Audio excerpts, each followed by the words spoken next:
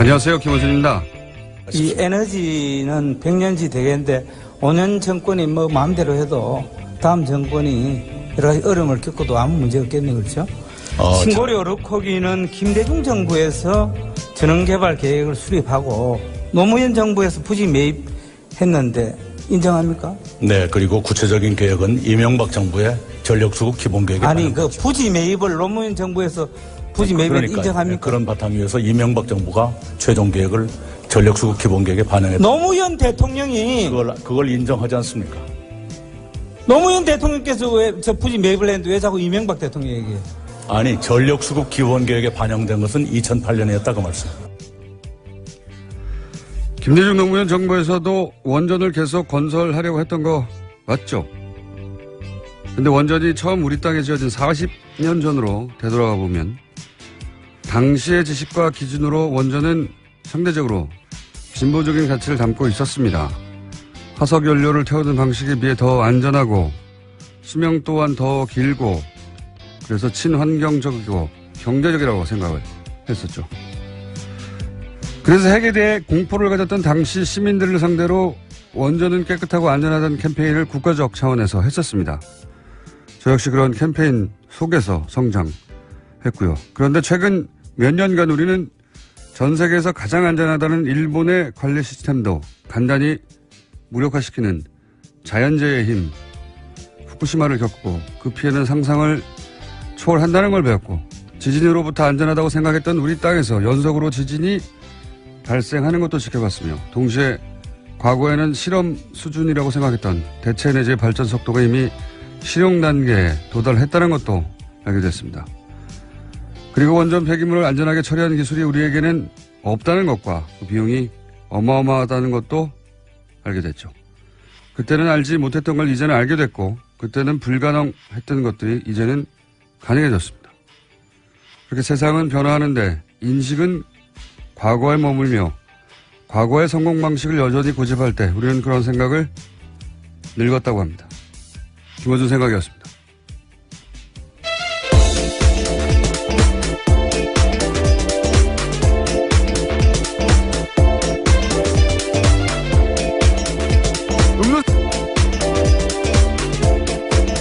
시사인의 김은지입니다. 네.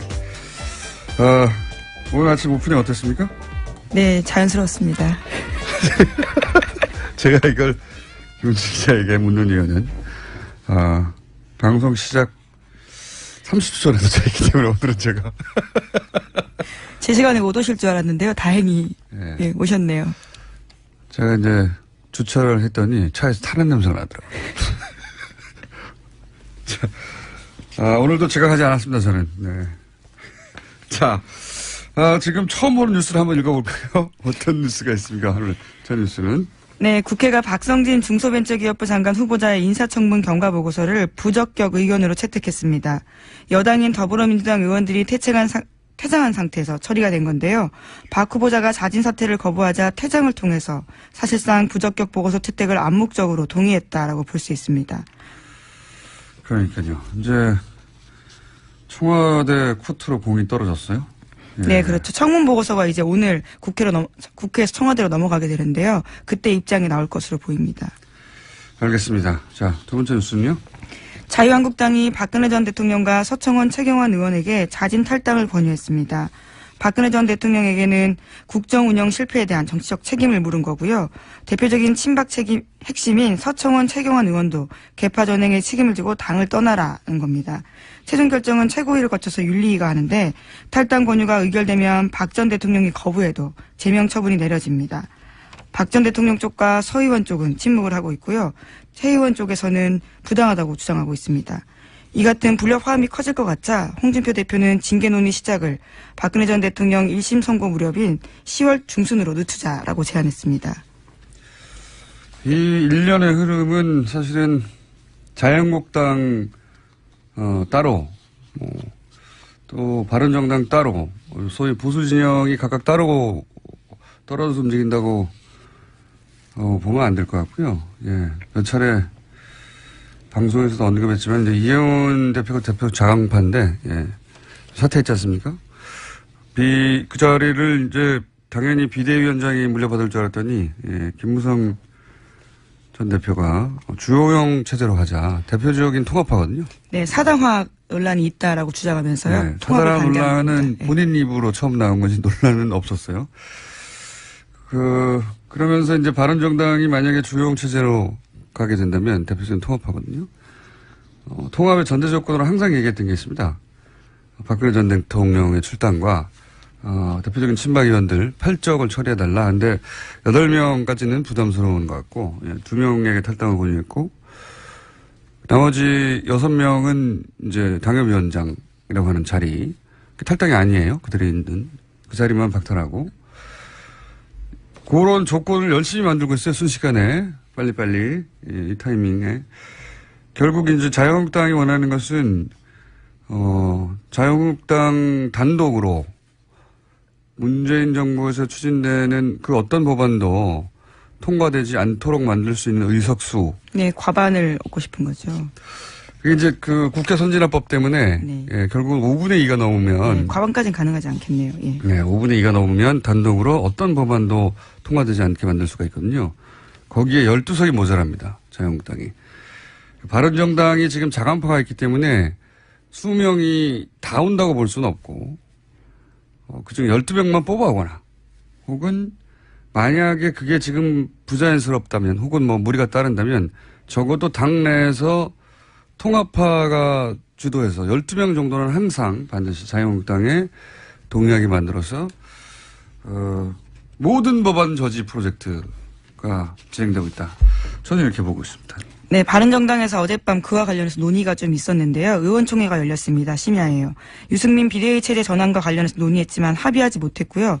이에 따라서 비대위 대신해서 오는 11월에 조기 전당대회 열어서 새로운 지도부를 구성하기로 했습니다. 내게는 12척이 있다가 아니라 우리에겐 12명이 필요하답니다. 지금 자유한국당은. 그래서 모든 법안 저지 프로젝트가 거의 지금 목전까지 와 있는 상태. 그 정도 진행된 걸로 저는 보입니다. 이제. 자, 다음 뉴스는요? 네, 관련한 소식 하나만 더 전해드리면요. 박근혜 전 대통령이 서울구치소에 수감된 뒤 5개월이 넘었는데 정치인과는 면회한 일이 없다라고 동아일보가 전하고 있습니다. 그러니까 유영하 변호사와 윤 전 추전 청와대 행정관만 만난다라는 건데요. 그렇기 때문에 이와 같은 소식을 전하면서 대통령의 뜻을 묻고 싶어도 묻지 못해서 답답해한다라는 보도가 있습니다. 심지어 최경환 의원 같은 경우에는요. 집단 면회를 가자라는 아이디어까지 냈다고 하는데 한 의원이 제동을 걸었습니다. 가서 만나주기라도 해야 할 텐데 문전박대만 당하면 무슨 소용이 있냐라고 해서요. 이 상황에 대해서 알고 있는 최 의원도 고개를 끄덕였다라고 합니다. 삐디신 거죠? 자, 다음 뉴스 하겠습니다. 네, 검찰은 현재 청와대에서 새로 발견된 박근혜 정부의 블랙리스트가 워낙 많아서요. 이제는 박근혜 정부의 블랙리스트, 이명박 정부의 블랙리스트로 나눠서 불러야 될 건데 박근혜 정부의 블랙리스트와 관련해서 수사 중입니다. 지난 1일에 청와대에서 넘겨받은 전 정권 문건 9천여 건이 있기 때문인데요. 이와 관련해서 당시 비서실장이던 김기춘 전 실장과 정무수석이던 조윤선 전 장관 모두 회의 참석자로 문제가 있습니다. 하지만 검찰이 계속해서 이 두 사람을 소환 통보하고 있지만요. 소환에 응하지 않고 있다고 합니다. 처음에는 모두 나오겠다고 했는데 갑자기 말을 바꿔서 안 나오고 있다고 합니다. 오늘 콰이 관련해서 영장이 또 한 번 기각됐어요. 네. 지난주부터 누적되어 왔던 영장 기각에 대한 불만으로 이제 검찰이 공개적으로 문제 제기를 했었는데 거기 문제 제기했던 그 영장의 범위 속에 카이도 들어가 있었거든요. 방산비리 관련해서도 소위 이제 윤석열 체제하에서 기적적으로 기각되어 왔다고. 오늘 또 한 번 기각됐습니다. 카이. 네. 서로 자존심 혹은 뭐 감정 싸움 양상으로 찾고 있는 게 아닌가. 그 혜택은 사실은 범죄 혐의가 있는 분들이 받고 있습니다. 예, 카이 관련해서는 세 번째 구속영장 기각인데요. 이와 관련해서 이번에는 증거인멸 관련된 혐의였는데 서울중앙지법 강부영 영장전담 판사는 이렇게 밝혔습니다. 증거인멸죄가 성립하려면 타인의 형사사건에 관한 증거를 인멸해야 하는데 이번 사건 경우에는 자신의 사건과 관련된 증거인멸을 했기 때문에 충분히 소명됐다고 보기 어렵다는 겁니다. 혐의가요. 역시 저는 이게 제가 법에 대해서 잘 몰라서 그런지 모르겠지만 자기 직원이 임명해도 되는 건가요? 제가 알고 있던 상식으로는 재판 전에 변호사들이 그런 조언을 하거든요. 이제 의심을 받을 행동을 절대 하지 마라. 한마디로 말해서 포괄적으로 뭔가 있던 걸 없앤다든가 또는 뭐 자기한테 불리한 증언을 할 수도 있을 사람에게 연락을 한다든가 막 하고 싶잖아요. 그렇죠. 막 해명해 주고 네. 싶잖아요. 그게 아니라고. 혹은 뭐 내가 이상하게 뭐 그때 심정은 무슨 기록을 남겼는데 불안해요. 그게 잘못 해석될까 막 없애고 싶잖아요. 아무것도 하지 말라고 그러거든요. 그게 바로 구속의 사유가 된다고. 혹은 뭐 불리한 증거가 된다고 정황이. 자기 걸 없앴다고 해서 자기 혐의와 관련된 것들이라고 하는데요. 네. 검찰에 따르면 자기 혐의와 관련된 거. 해당 임원 같은 경우에는 카이에서 회계 기준과 관련해 가지고는 여러 가지 매출과 이익을 부풀린 바가 있는데 이와 관련한 핵심 증거들을 없앴다라고 보고 있습니다. 이제 이 납득이 안 가네. 또 이정렬 판사님한테 또 소환 내셔야 되겠네요. 이 납득이 안 가네요. 예. 어쨌든 제가 잘 모르는 부분이 있을 수 있으니까 저는 납득이 안 갑니다만 영장 해설 전담 판사가 있기 때문에 저희가 이 사람 또 한번 짚어보겠습니다. 자, 이왕은 제가 이 말씀을 꺼낸 이유는 뭐냐면, 그렇게 해서 풀어줬더니, 조윤선 전 장관. 지금 나오지 않고 있다는 거죠. 예. 소환도 잘 받을 것 같고, 도저히 우려도 없고, 그런 것 같은데, 아니라는 겁니다. 네. 다음 뉴스는요? 네, 국가정보원 민간인 댓글 사건 관련돼서 계속 전해드리고 있습니다. 민간인이 동원한 온라인 여론조작 활동에 쓴 예산이 현재까지 파악된 액수만 해도 최소 60억 원이라고 한겨레 신문이 아침에 보도하고 있는데요. 검찰이 어제 민병주 전 국정원 심리전단장 피의자 신분으로 불러서 조사하면서 이와 같이 밝혔다라고 합니다.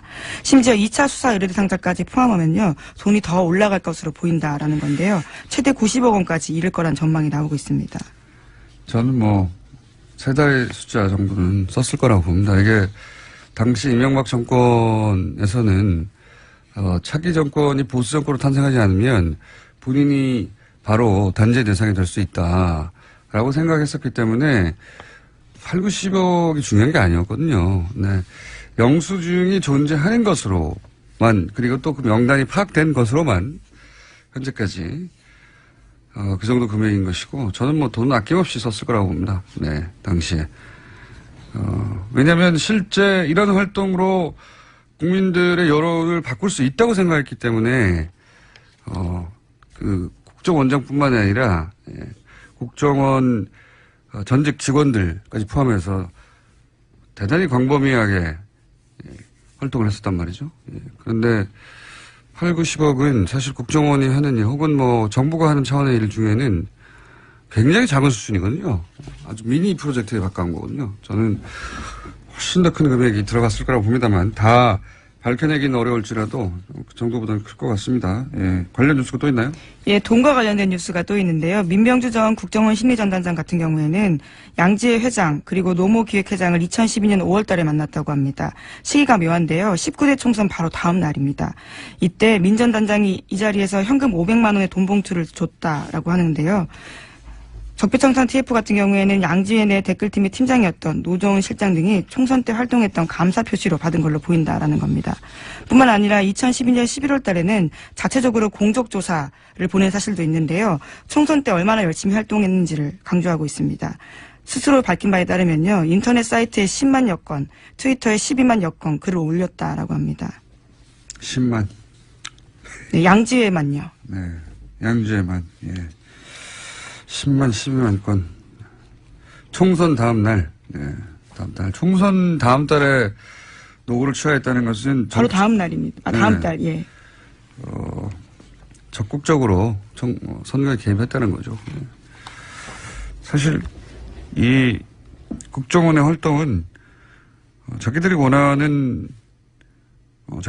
건 정권이 원하는 거죠. 정권이 원하는 사람을 당선시키는 데 집중됐던 거예요. 기본적으로. 총선이든 대선이든. 그리고 그때 되돌이켜보면 그 시절에 선관위 디도스라든가, 예, 선거 관련해서도 이상한 일들이 많았었죠. 예, 터널 디도스라고 하는 것도 있었고요. 터널 디도스는 제가 붙인 이름이고, 예. 선거 시간, 그러니까 투표 시간에 맞추지 못하게 터널에 교통사고를 일으켜서, 예. 네, 기내 지역이었던 걸로 아는데. 투표소에 도착하지 못하게 만드는 터널 디도스, 물리적인 거죠. 예. 인터넷에 하는 게 아니라. 그런 사건도 있었고, 굉장히 많은 사건들이 있었습니다. 그런 사건들의 국정원의 직접적인 연결을 의심해 볼 만한 거죠. 예. 그런 거는 우연이고 겨우 댓글만 조직적으로 했다. 그렇게 생각하기 힘듭니다. 네. 거기까지 진도나가기는 아직 먼 길인 것 같긴 합니다만, 예. 여간 국정원은 적극적으로 선거에 개입했었다. 이렇게 볼 뉴스입니다. 자, 한두 개 정도 더 하고 끝낼 수 있을 것 같습니다. 네, 이명박 정부 당시 블랙리스트와 관련된 내용이 또 나왔는데요. 어제 MBC 노조 파업 현장에 김재동 씨가 참석했습니다. 여기서 자신이 겪었던 일에 대해서 이야기를 했는데 사실상 외압을 받은 정황에 대해서 공개했습니다. 노무현 전 대통령 서거 일주기 추모제 사회를 보지 말라라는 외압을 받았고요. 심지어 자신의 동향에 대해서 청와대에 보고한 정황도 있었다라는 겁니다. 한번 들어보겠습니다. 국정원 직원 대우야 겁내지 마세요. 이거 진짜 좀 국정원 직원들이 세게 들어야 됩니다. 능력이 좀 있어야 돼요. 저 만나는 보고 문제를 국정원 담당자한테 보내야 되는데 국정원 직원이 저한테 보냈어요. 예를 들면 18시 30분 설해마을 김재동 만나 저한테 보냈어요. 제가 전화했어요. 문자 잘못 보내신 것 같습니다.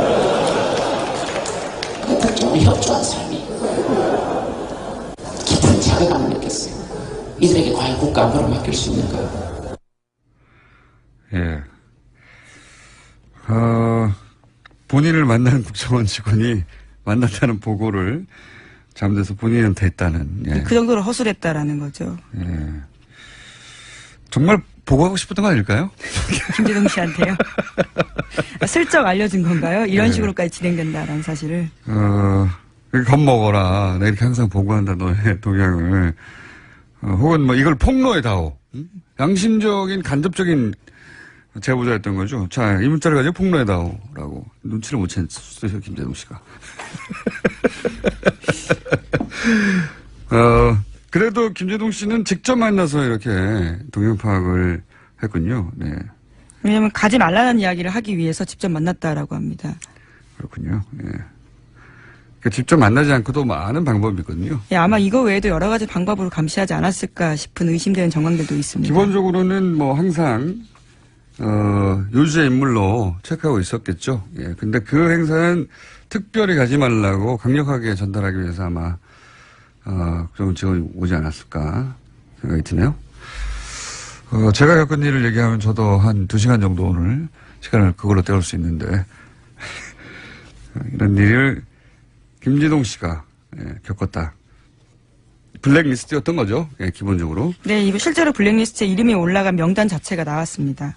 자, 블랙리스트 관련해서는 구체적인 명단이 나오다 보니까 그 명단의 대상이 되는 분들이 내가 왜 올라가 있지? 라는 분들부터 나는 왜 안 올라가 있지? 라는 분들까지 아주 다양합니다. 근데 어제, 문성근 씨한테 연락이 왔었어요. 저한테도. 예. 블랙리스트, 이거 가만히, 본인이야말로 정말 긴 시간 동안, 뭐랄까요. 먹고 살 수가 없었어요. 정말 도저히. 배제된 예. 사람이었죠. 완전히 배제된 기간이 너무나 오래된 대표적인 배우인데 너무 화가 난다. 나는 가만히 있을 수가 없다. 나 그냥 막아냈을 때하고 구체적인 이름이 등장했을 때하고는 완전히 다른 얘기잖아요. 예. 그런데 그렇게 생각하는 분이 한두 분이 아닌 것 같아요. 보니까. 네, 그래서 소송 계획을 밝혔는데요. 자신의 SNS에 정부 이명박 전 대통령 원세훈 전 원장을 대상으로 민형사 소송을 진행할까 한다라고 밝혔습니다. 저는 그래야 한다고 봅니다. 네. 이것은 전직 대통령의 지시로 추정이 되고 아직 물증이 안 나왔으니까 국정원장의 지시인 것은 확인되는 것과 마찬가지고 그리고 국정원 요원들이 움직였고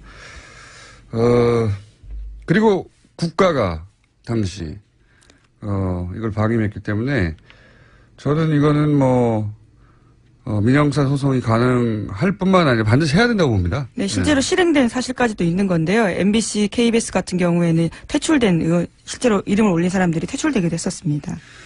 이건 그냥 검찰 수사로, 네. 형사적 책임 정도 묻고 끝날 일이 아니라고 생각이 들고요. 예. 이분들이 고통받았던 기관과 그리고 그 기간 동안 입었던 정신적 또 경제적 피해라는 게 제가 예를 들어서 배우 문성문 씨 같이 가까이 지켜본 바에 의하면 기본적인 경제적 삶이나 사회적 삶 자체 기반이 없어지는 거군요. 붕괴되는 거예요, 예, 그냥. 그 출연 자체를 못하게 만드는 예. 거니까요. 출연뿐만 아니라 출연을 못한다는 건 그 회사에 나오지 말라는 거잖아요. 야, 일반 직장인으로 보자면. 그것도 몇 년입니까? 네, 10년이죠. 10년 동안인데요. 10년 동안 회사에 나오지 말라고 하면. 청출이 다 갔다 이렇게 이야기하는 사람도 있습니다. 맞습니다. 뭐 먹고 삽니까? 네. 집 팔고 해야 돼요, 다. 그런 일이 10년이나 있었습니다. 근데 그게 긴가민가하다고 리스트로 나오는 순간 뭐 굉장히 복잡한 감정이 들고, 예. 한편으로는 허탈하고 한편으로는 분노하게 되고, 그리고 한편으로는 그 리스트에 왜 내가 없냐고. 예. 그런 분들 걱정하지 마세요. 리스트가 다가 아니에요. 예. 저도 리스트에는 없어요. 주진우 기자도 없고. 국정원 다른 내부 문건에 이름이 올라가 있던 걸 본 적이 있는데요. 예. 예, 그때 세계일보가 보도했던 바에 보면 있지 않습니까? 다른 문건에 있을 겁니다. 예, 걱정하지 마시고요. 문건이 많이 나오면 본인 이름도 등장할 수 있어요. 자, 시간이 다 됐네요. 예. 오늘 여기까지 해야 될 것 같습니다. 시사인의 김은지였습니다. 감사합니다. 뜨거운 코너입니다. 더불어민주당 안민석 의원 나오셨습니다. 네, 안민석 의원입니다. 오늘 이 자리가 아주 불편합니다. 아시죠, 김성태 의원님? 자유한국당 김성태 의원님 나오셨습니다. 안녕하십니까? 예, 김성태입니다. 예. 네. 내부자 둘. 저희가 자유한국당의 김성태 의원님이 바른정당의 김성태 의원님이었다가 갑자기 신분이 변했을 때 한번 저희 문자창이 폭발한 적이 있습니다. 네. 이 문자들이 모니터를 뚫고 나오지 않을까 싶을 정도의 폭발적인 문제가 있었는데, 예. 최근에 거의 그에 맞먹는 수준으로, 네. 문자가 터지고 있습니다. 심지어는 출연하지 않는 날 문자가 몇백 통씩 오고 있다. 어떻게 생각하십니까? 안민석 의원님? 저도 곤혹스러워요. 우리 김성태 의원님이 지난번 최순실 국정농단 게이트 청문회 위원장 때 보여주셨던 그런 모습으로 국민들에게 초질간 평가됐다고 그러면은 저도 이 자리가 더 신나고 또 함께 선의의 경쟁도 하고 또 국민들에게 또 재미있는 프로그램을 만들어냈을 텐데 지난번 그 박쥐파동에 이어서 이번에는 또 장애인 부모들 또 일반 국민들의 아주 그 마음을 아프게 하는 일이 생겨서요. 정치라는 게요. 별거 아니라고 봅니다. 가난하고 힘없고 이 사회적 약자들의 눈물을 닦아주는 행위가 정치라고 보거든요. 그들의 눈물을 닦아주지는 못할 망정 눈물을 나게 하는 정치를 하는 분이 김성태 의원님이 아니었으면 바라겠습니다. 저는 지금이라도 여러 가지 다 차치하고 이 장애 아이들을 가진 그 부모님의 심정을 김성태 의원님이 아주 따뜻하게 보듬어 주시기를 바라고요. 그리고 그들의 눈물을 닦아주는 그런 정치를 하시길 바라겠습니다. 의원님 잠깐만요. 이 사건이 도대체 어떻게 되는지 모르는 분도 사실은 적지 않아요. 예. 그래서 그래요? 예. 자, 그래서 저희가 아주 짧은 버전으로 왜 지금 안민석 의원님이 이런 얘기를 하시는지 들려드리겠습니다. 저는 조정근 교육을 책임지고 있는 교육감으로서 장애인의 교육권, 장애인 학생들의 교육권, 학습권을 보장해야 된다는 그런 법적 책무가 있습니다. 그래서 특수학교 설립을 지금 추진하고 있습니다마는 왜 이렇게 갈등이 큰데도 왜 밀어붙이려고 하는 건지 해서 이 상황까지 오게 되었는지 솔직히 이해하는데 많은 어려움과 시간이 걸리고 있습니다. 김성태 의원님 가시지 마시고 제발 저희 도와주세요. 외면하지 마시고 저희 도와주십시오. 간단 요약하면 한 부지가 있는데 거기에 한반병원을 짓자라고 하는 주장도 있고, 애초에 학교부지기 때문에 거기에 자기는 특수학교를 지어야 한다. 맨 앞에는 조혁교육감이었고요. 그리고 김성태 의원님 잠깐 나오셨고, 왜 이런 논란이 있느냐. 학부모가 얘기 다 듣고 하시라고, 여기에 꼭 특수학교를 지어야 한다고, 뭐 이런 그날 나왔던 이야기 요약본입니다. 예. 이 요약본인데 이제 김성태 의원님이 말하자면 특수학교 부지에 왜 한방병원을 지으려고 하느냐라는 지탄의 후코스가 되신 거예요. 그죠? 한마디로 요약하면? 예. 네. 뭐 말씀을 좀 드리겠습니다. 뭐 정치인의 한 사람으로서 어떤 연우든 뭐 이렇게 무리가 빚은 데 대해서는 제가 할 말이 없습니다. 그렇지만은 지금 이 방송에서도 제가 비판받고 또 정치인으로 책임을 제가 달게 받아야 될 일이 있으면 전 지겠습니다. 이 흔히 말하는 국립 한방 어려운 건립을 위해서 특수학교를 반대하는 그 부분은 결코 아니라는 사실. 발단은 이렇게 됐습니다. 저희 지역구에 영구 임대 아파트 가장 그러니까 어려운 사람들이 사는 주거 공간 그 한복판에 초등학교가 학생 수 감소로 폐교되었습니다. 그 폐교된 학교 부지에 서울시 교육청은 이제 특수학교를 짓겠다는 거였고, 그에 따라서 주민들 반발이 엄청나게 나왔습니다.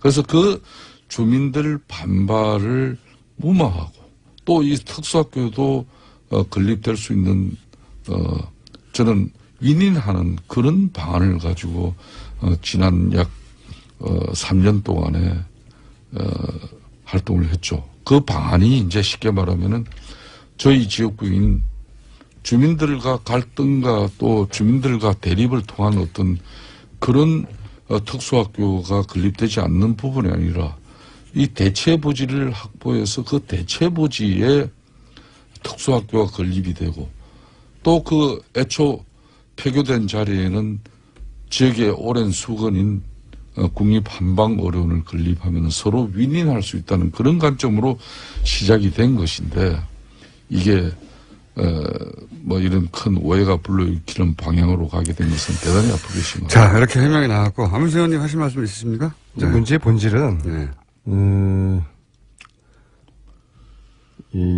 그 부지에 한방부지가 설립될 수 없는 조건이라는 거예요. 학교 부지에 한방병원이 학교 부지에 제가 서울시 교육청하고 보건복지부의 이야기를 들어봤는데 보건복지부 입장도 분명합니다. 서울시 교육청이 그 학교 부지를 용도 변경을 해주지 않는 한은 이건 진행될 수 없다. 또 반면에 서울시 교육청은 그것은 용도 변경해줄 수 없다고 조영 교육감의 입장이 단호하고, 그래서 학교 부지는 안 바꿔주거든요. 어쨌거나 과거에 어떤 일들이 있었는지 모르겠지만은 지금 이거는 불가능한 일이 되어버렸고요.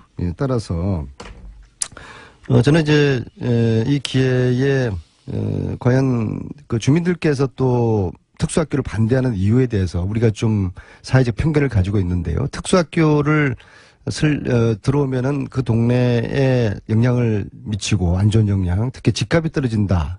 근데 최근에 부산대 연구소에서 특수학교가 들어왔을 때 집값에 어떤 변화가 있는지를 연구를 했는데 전혀 변화가 없어요. 이제 그런 사회적 편견이 좀 사라졌으면 좋겠고요. 저는 국회에서 교육을 담당하는 상임위원회에 있는데요. 교문위에 계시죠. 네. 하늘이 두 쪽 나도 참 어울리진 않습니다. 교육과 안민석 의원님. 제가 교육학 박사입니다.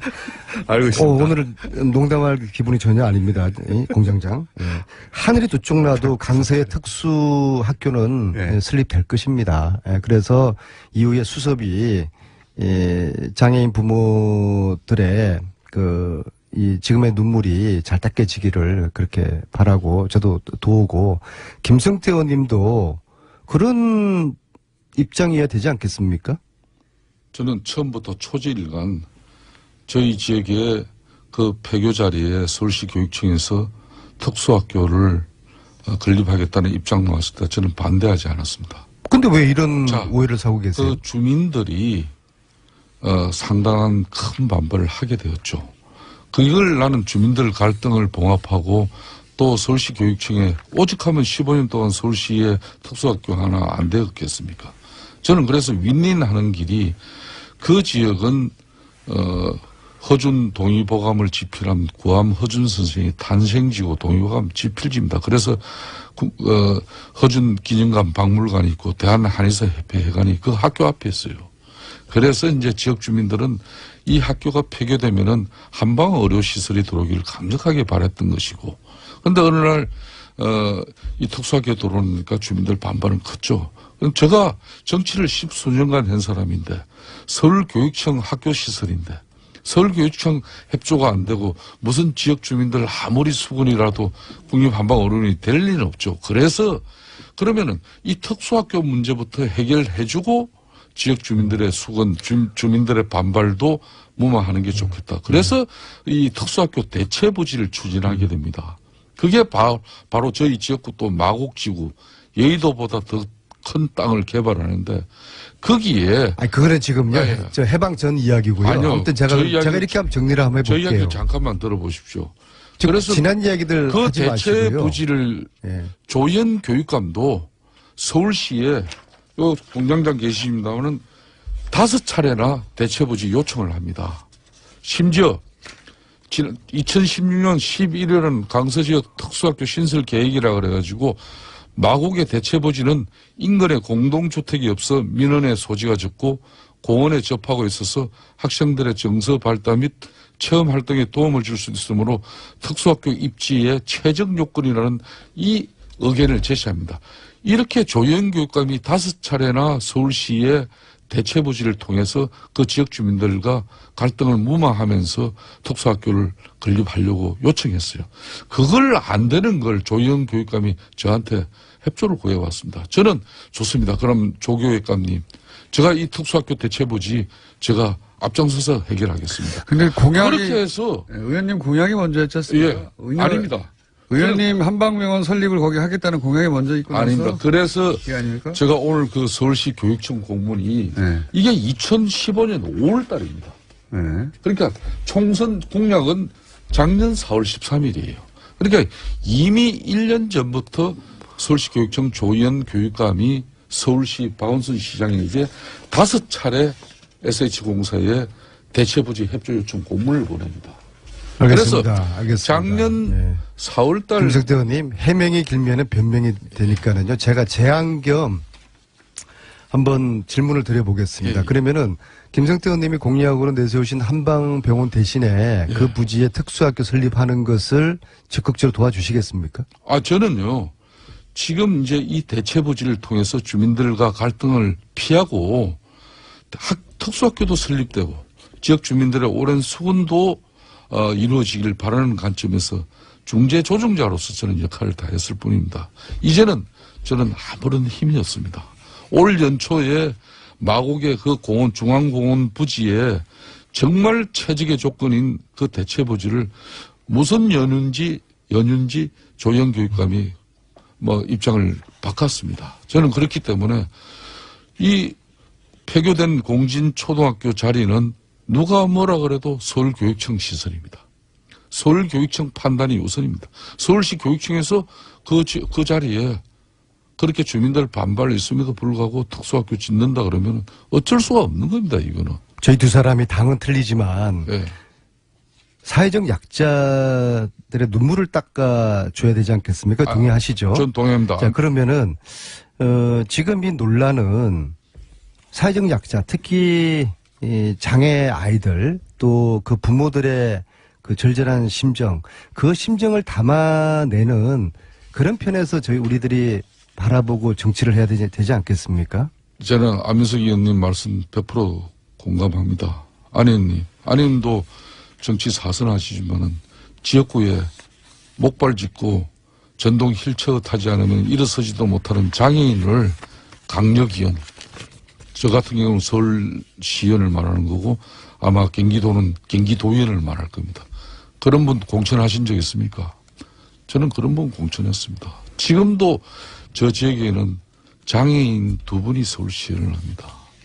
제가 왜 이런 말씀을 드리는가 하면 저는 특수학교 결코 반대하지 않습니다. 네, 그래서 그러면은 저도 특수학교, 교육위원회에서 도울 테니까 특수학교 그 학교 지어져야 설립 합니다. 적극적으로 우리가 도와주는데 팔을 걷어붙이고 좋습니다. 나서시죠. 그러니까 앞으로 네. 저의 역할이 있다 그러면 네. 저는 지역 주민들과 서울시 교육청과 또 장애인 학부모들이 충돌하고 갈등해서 지난 15년간처럼 특수학교가 서울시에 하나도 못 지어진 그 전례가 아니라 싸우지 않고 해결할 수 있는 방법이 있다 그러면은 손자병법에서도 가장 제1의 병법이 싸우지 않고 이기는 길입니다.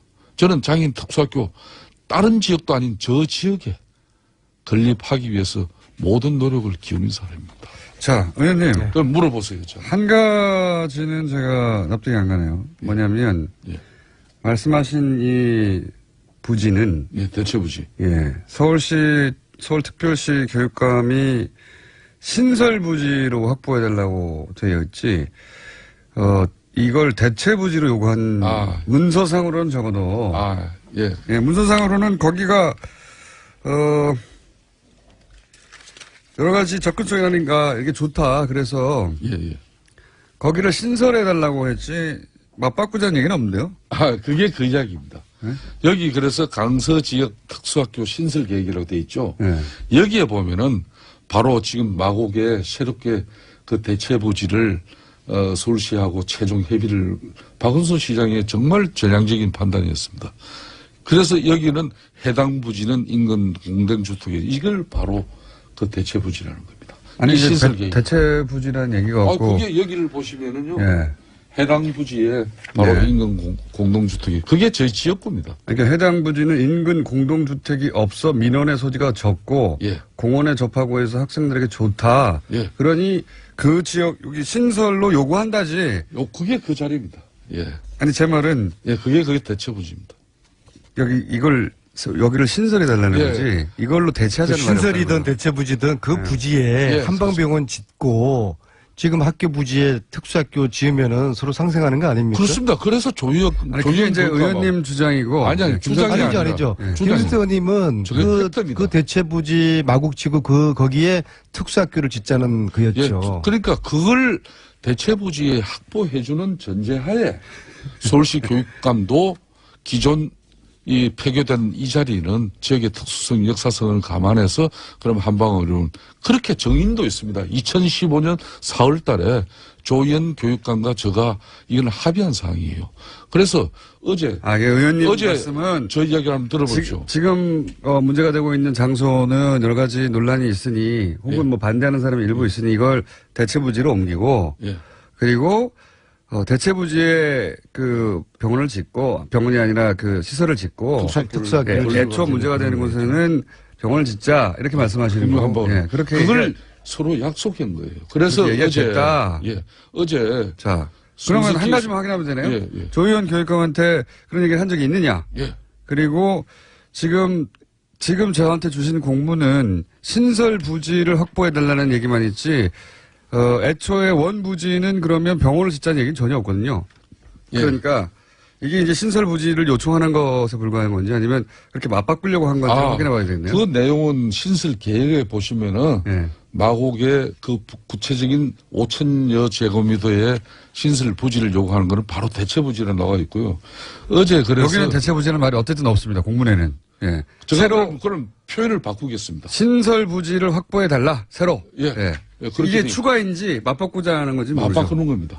그러니까 아마도 알겠습니다. 이 예. 과거에 대한 그 이야기는 아마 조희연 교육감 이야기 들어보면은 또 입장이나 과거 일에 대한 해석이 또 틀릴 겁니다. 그래서 이 이야기에 대한 논란보다도 지금 핵심은 학부모들이 원하는 또 아이들이 원하는 그 부지에 특수학교를 설립하느냐 마느냐 그것이고 그것은 하나의 특수학교를 설립하는 차원을 넘어서 대한민국 사회가 좀 더 사회적 약자들을 위해서 진일보한 그 상징적인 그런 징표가 될 거라고 봅니다. 예, 그리고 특히 문재인 정부에서 우리가 어떤 소수자에 대한 배려 또 사회적 약자에 대한 그런 배려를 추구하는 그런 철학을 가진 정부이기 때문에 이것은 저희들로서는 물러날 수 없는 것입니다. 하늘이 두 쪽 나도 그 학교 부지에 특수학교를 저희들은 세울 것입니다. 그래서 어제까지 JTBC를 비롯한 4개 방송에서 토론 자리를 마련해 주겠다는 그런 제안을 해왔어요. 예. 저는 조희연 교육감 지금까지 특수학교 건립에 협조해왔던 저를 희생양으로 만들면서 정작 토론을 피했습니다. 어제 JTBC 손석희 사장이 그러니까 언제든지 조희연 교육감이 지금 토론을 하면 불리할 것 같으니까 토론을 그러니까 안 한다는 얘기죠. 저는 좋습니다. 좋은 뉴스입니다. 김어준 공장장께서 예. 다음 주 내일이라도 오늘 오후라도 이 자리에 두 사람을 부르십시오. 제가 조희연 교육감의 반론을 또 한번 들어보겠습니다. 충분히 김성태 의원님은 오늘 답답하신 이야기를 한 것 같고. 저는 예. 답답하기보다 정치인으로서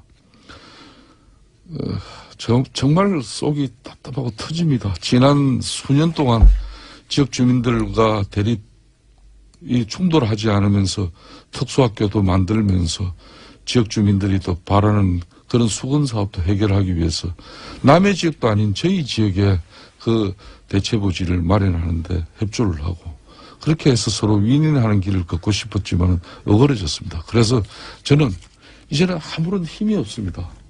정권 넘어가고 또 학교 시설의 주체인 조희연 교육감이 그 대체부지 수용하지 못하겠다 그러면은 이건 어쩔 수 없는 거예요. 자, 그리고 여기까지. 그날 예. 눈물 어린 그 호소를 하는 학부모님의 그 이야기를 하는 도중에 퇴장하신 거에 대해서는 좀 진정 어린 그런 사과가 필요하다고 봅니다. 저는 어떤 연유든 간에 제가 지난 7월 6일 1차 토론회에서는 제가 인사말만 하고 나왔고 지난 9월 5일 토론회에서는 근 1시간 가까이 그래도 그분들의 이야기를 최종 다 듣고 끝까지 마무리하지 못하고 중간에 다음 일정 때문에 일어난 그거는 제가 무조건 제가 자, 불찰. 이 이야기는 충분히 한 것 같아요. 이제 조희연 교육감님하고 벌써 시간이 다 갔습니다.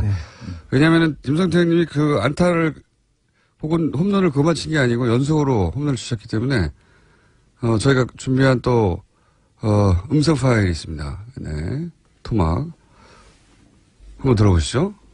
대정부 질문에서도 또 불과 얼마 전까지만 해도 전략적 모성을 유지해야 한다던 대통령 아닙니까?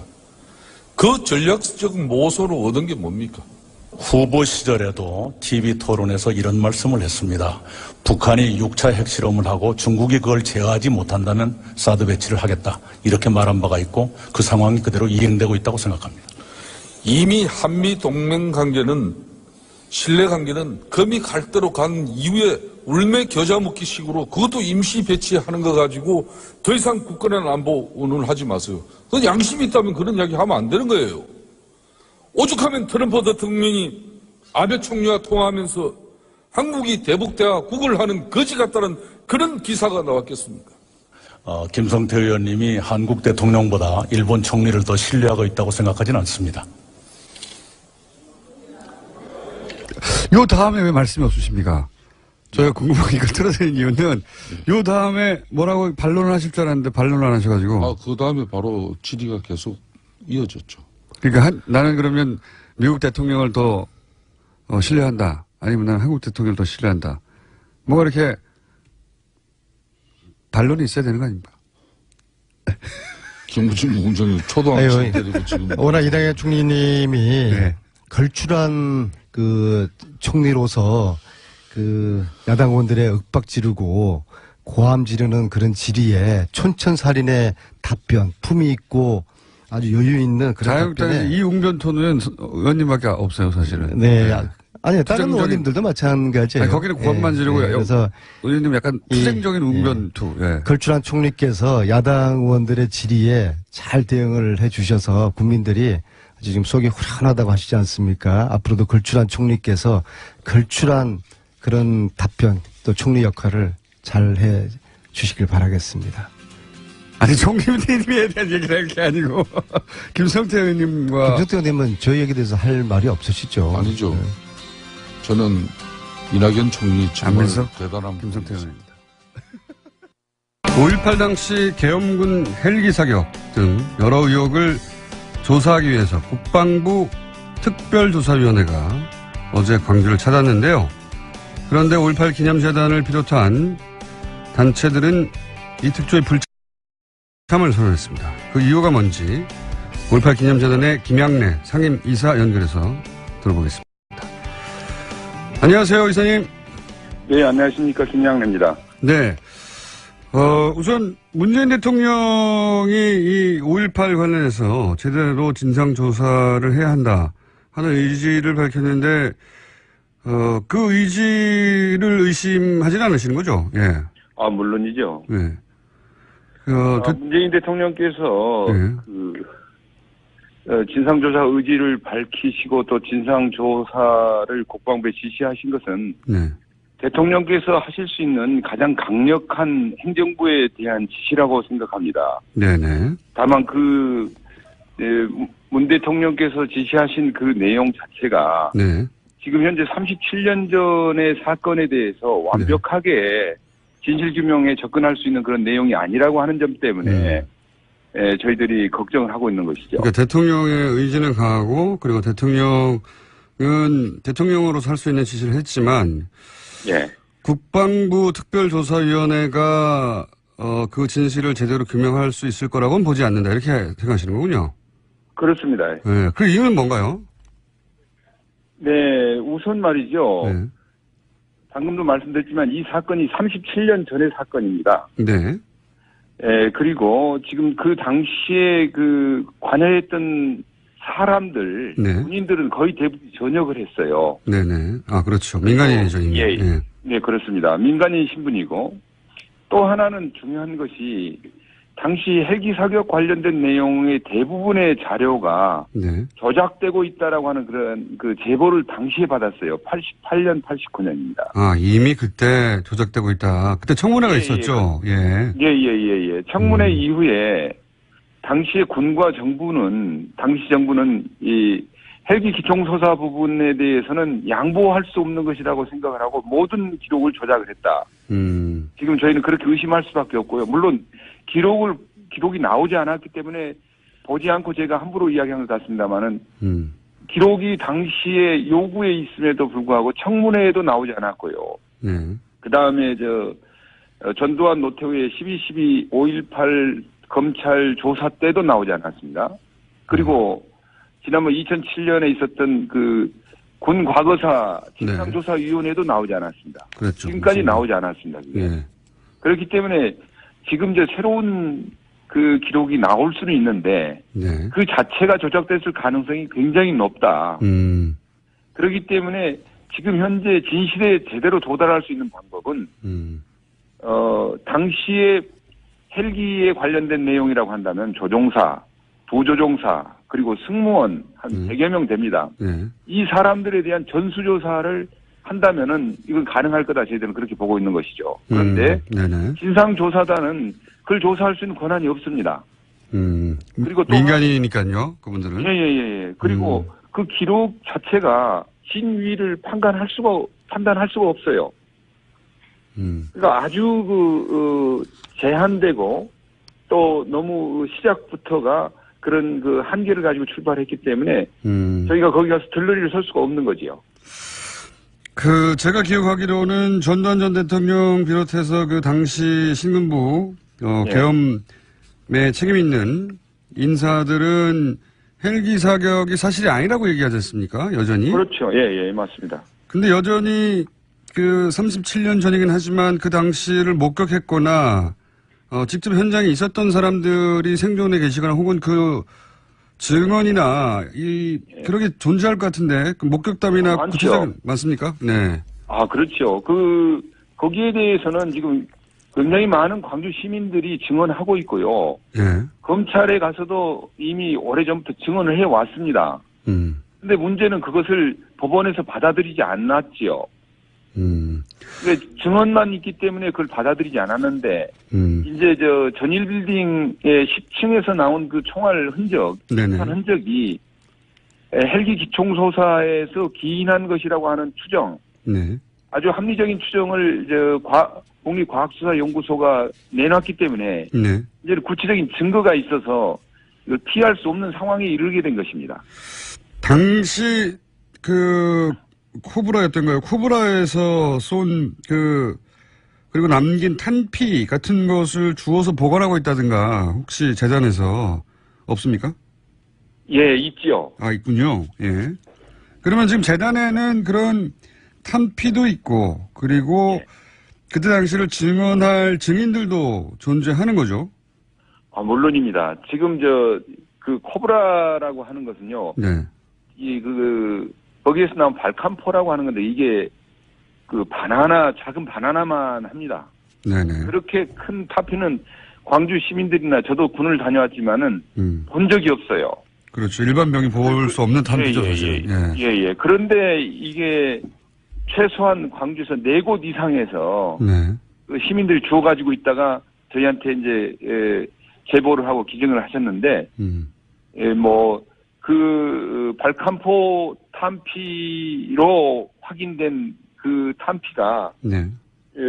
최소한 저희가 8개를 가지고 있습니다. 탄피도 가지고 불발탄까지 있고. 포함해서. 예. 그런데 이게 광주라고 하는 곳에서 그냥 하수도 공사를 하다가 파면 그런 탄피가 나와가지고 주워오고 이런 상황이 광주에서 곳곳에서 벌어지는데 그걸 어떻게 저희가 이야기를 해야 되겠습니까? 알겠습니다. 당시 제 기억으로는 88년인지 9년인지 그 광주 청문회 때 예. 그때 신부님 한 분이 나오셔서 기관총에 관한 증언을 하신 걸로 기억하거든요. 네. 맞습니다. 조비오 신부님이라고 하는 분인데요. 예. 처음에 이분이 헬기 기총소사 말씀하신 것은 MBC에서 네. 어머니의 놀이라고 하는 것은 이제 다큐멘터리인데 최초의 5.18 다큐멘터리예요. 네네.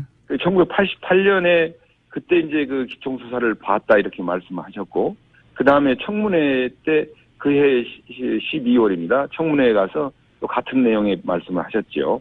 그때 그 이후에 그 군에서는 이것은 아까도 말씀드렸지만 용납할 수 없는 부분이다 해가지고 하여간 전방위적으로 모든 군에 가용한 그런 인적 또는 여러 가지 언론을 포함한 모든 가용한 자원을 다 동원해가지고 그걸 막았죠. 혹시 그 헬기 관련 군 자료들을 조작했다, 폐기하고 있다 이런 내용을 직접 제보 재단에서 받은 그 당시에 받았습니다. 받았군요. 예. 그 당시에 받았습니다. 지금 일지나 이런 것들을 행정병들을 동원해가지고 다시 전부 수기로 쓰고 있다 이렇게 이야기를 한 것들을 저희가 들었고요. 근데 문제는 그 사람들이 그 당시엔 너무 살벌한 상황이었기 때문에 나와서 용기 있게 증언을 하거나 제보 정도만 했지 증언을 하거나 저희가 그분을 추적할 수 있거나 그런 형편이 되질 않았습니다. 그렇군요. 몰래 공중전화로 제보를 한다든가 그렇게 신문을 드러내지 않고 했던 이야기지. 아하, 그렇군요. 그러면 그때 제보를 했던 분들이 지금도 살아계시다면 다시 한번 등장해 주면 굉장히 큰 도움이 될 수 있겠군요. 지금 이제 양심 선언이라든가 또는 그분들을 처벌할 수 있는 권한을 가진 조사 권한, 수사 권한을 가진 그런 힘이 있는 위원회라든가 이거 아니고는 이 문제에 대해서 접근하기 어렵습니다. 그렇군요. 예. 예를 들어 직접 내가 그 문서를 폐기했다, 조작했다, 혹은 내가 헬기를 타고 있었다 당시에 그렇습니다. 혹은 조정을 했다.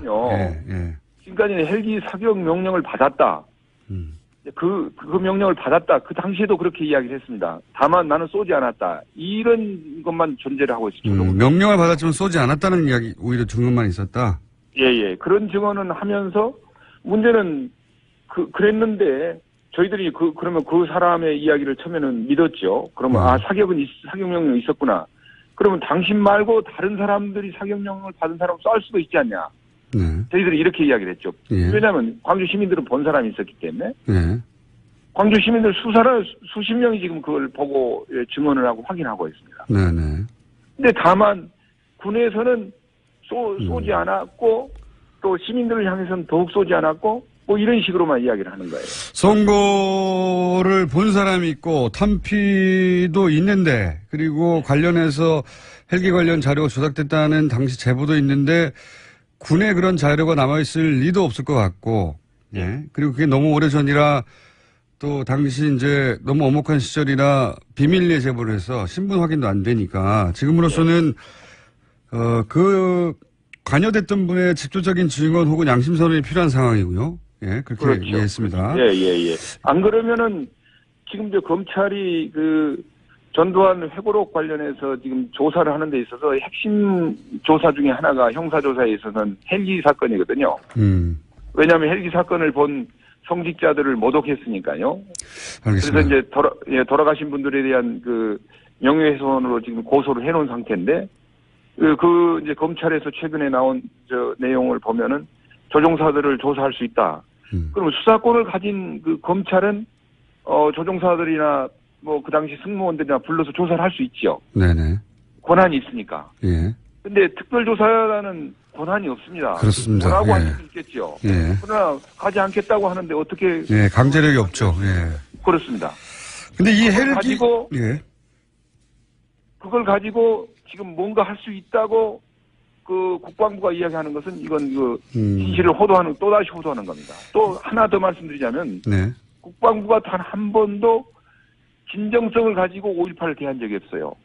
국방부는 앞장서서 왜곡하고 은폐하고 조작했던 당사자거든요. 네. 그리고 지금도 자료를 내놓으려고 하는 적극적인 의지를 갖고 있지 않습니다. 왜냐하면 국회의원님들께서 저희들 재단에 자료 요청을 해와요. 이유는 뭐냐면 국방부가 자료 대응을 안 해준다는 거예요. 지금 현실이 그런데 마치 국방부 진실규명조사단이 뭔가 할 수 있다라고 그렇게 분위기를 만들어가는 것은 이것은 아니라고 생각합니다.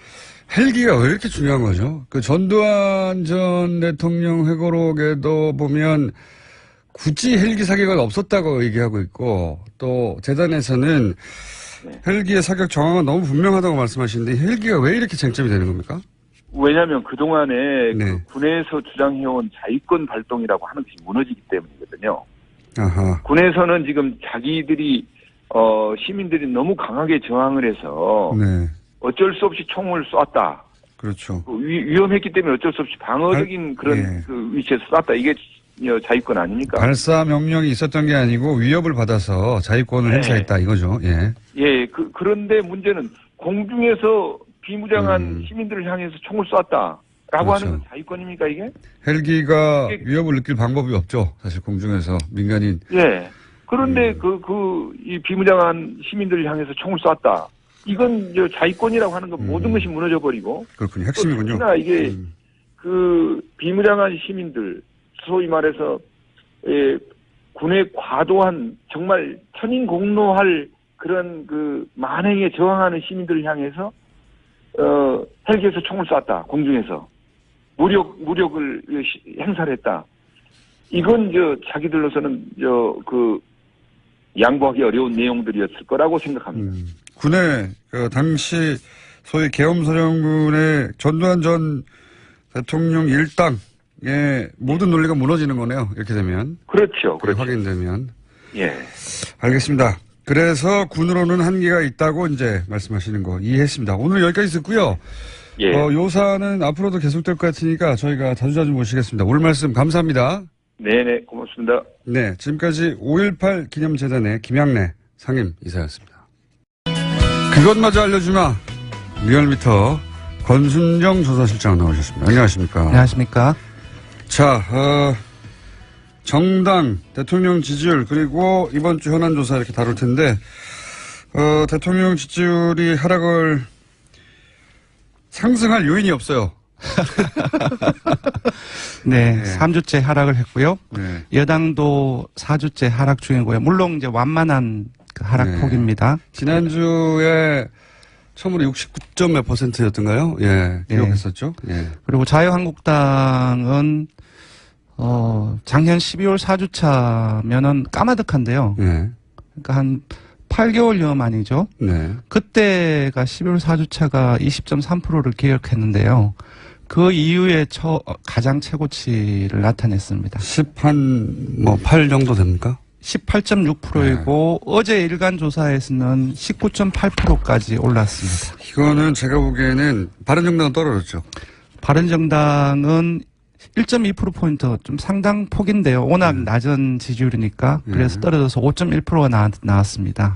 이거는 최근에 이제 그 보수 지지층 사이에서는 초미의 관심사인 결국은 바른정당이 한국당으로 흡수되는가? 네. 하는 징후, 예를 들어서 뭐 이혜원 대표가 날아간다든지, 네. 자꾸 이제 이혜원 대표, 만 비판하는 분들이 네. 적절히 많은데, 이혜원 대표 개인의 문제가 아니라 이 전체 판에서 이혜원 대표의 사태가 어떤 역할을 할 것인가, 네. 관점에서 바라본다면, 바른정당을 지지했던 분들은 사실은 이혜원 대표의 사태가, 이혜원 대표 개인의 사태가 아니라 바른정당 자체의 존립을 흔드는 사건이거든요. 그렇습니다. 물론 그 유승민 비대위 체제 이걸 둘러싸고 먼저 갈등이 확산되었는데 유승민 비대위 체제도 지금 사실은 통합파들이 맡고 있는 거거든요. 예, 그 이후에 그 이후로 해서 며칠 지난 것도 아니지만 바로 이제 한국당 당혁신위원회에서 박근혜 전 대통령 비롯해서 신박 자진 탈당 권유를 했지 않습니까? 그래서 한국당으로 다시 합쳐지거나 상당수가 옮기거나 하는 것에 대한 기대치 같은 게 있어요, 지금. 예, 일부 깔려 있는 걸로 저도 그렇게 보고 있습니다. 그래서 그 더불어서 한국당은 올라가고 바른당은 떨어지고 하는 일종의 정계 개편에 관련한 뭐랄까 주식의 주가가 미리 반영되듯이 그런 효과인 것 같습니다. 그러니까 실제 통합이 되면 20%를 넘긴다는 얘기죠. 한국당은. 그렇죠. 24.1%를 19대 대선에서 홍 후보가 득표를 했습니다. 이제 20% 이상 한 30% 가까이도 갈 수 있다. 통합되면. 가능하지요. 네. 그러면 이제 전통적인 양당 체제에 가까운 지지율 구조로 조금씩 변화가겠죠. 그렇죠. 국민의당이 지금처럼 군소정당화 지지율 측면에 된다고 한다면은 그렇게 봐야 되겠죠. 네. 자, 대통령 지지율은 또 한 2, 3% 하락했겠죠. 당연히. 이 상황이라면. 네, 맞습니다. 그래도 여전히 8%니까. 3명 중 2명이 66.66666입니다. 그래서 딱 3명 중 2명이면 여론조사에서는 뭐 압도적인 지지, 또 압도적인 찬성 이런 얘기를 하는데요. 여전히 3명 중 지지율이 워낙 높았기 때문에 66%면 엄청나게 떨어진 것 같아요. 3주째 하락을 해서 상당히 많이 떨어진 것 같지만 여전히 3명 중 2명이 지지를 보내고 있고요. 그래도 이제 하락폭을 말씀드리면 2.3%포인트 내렸습니다. 66.8%이고요.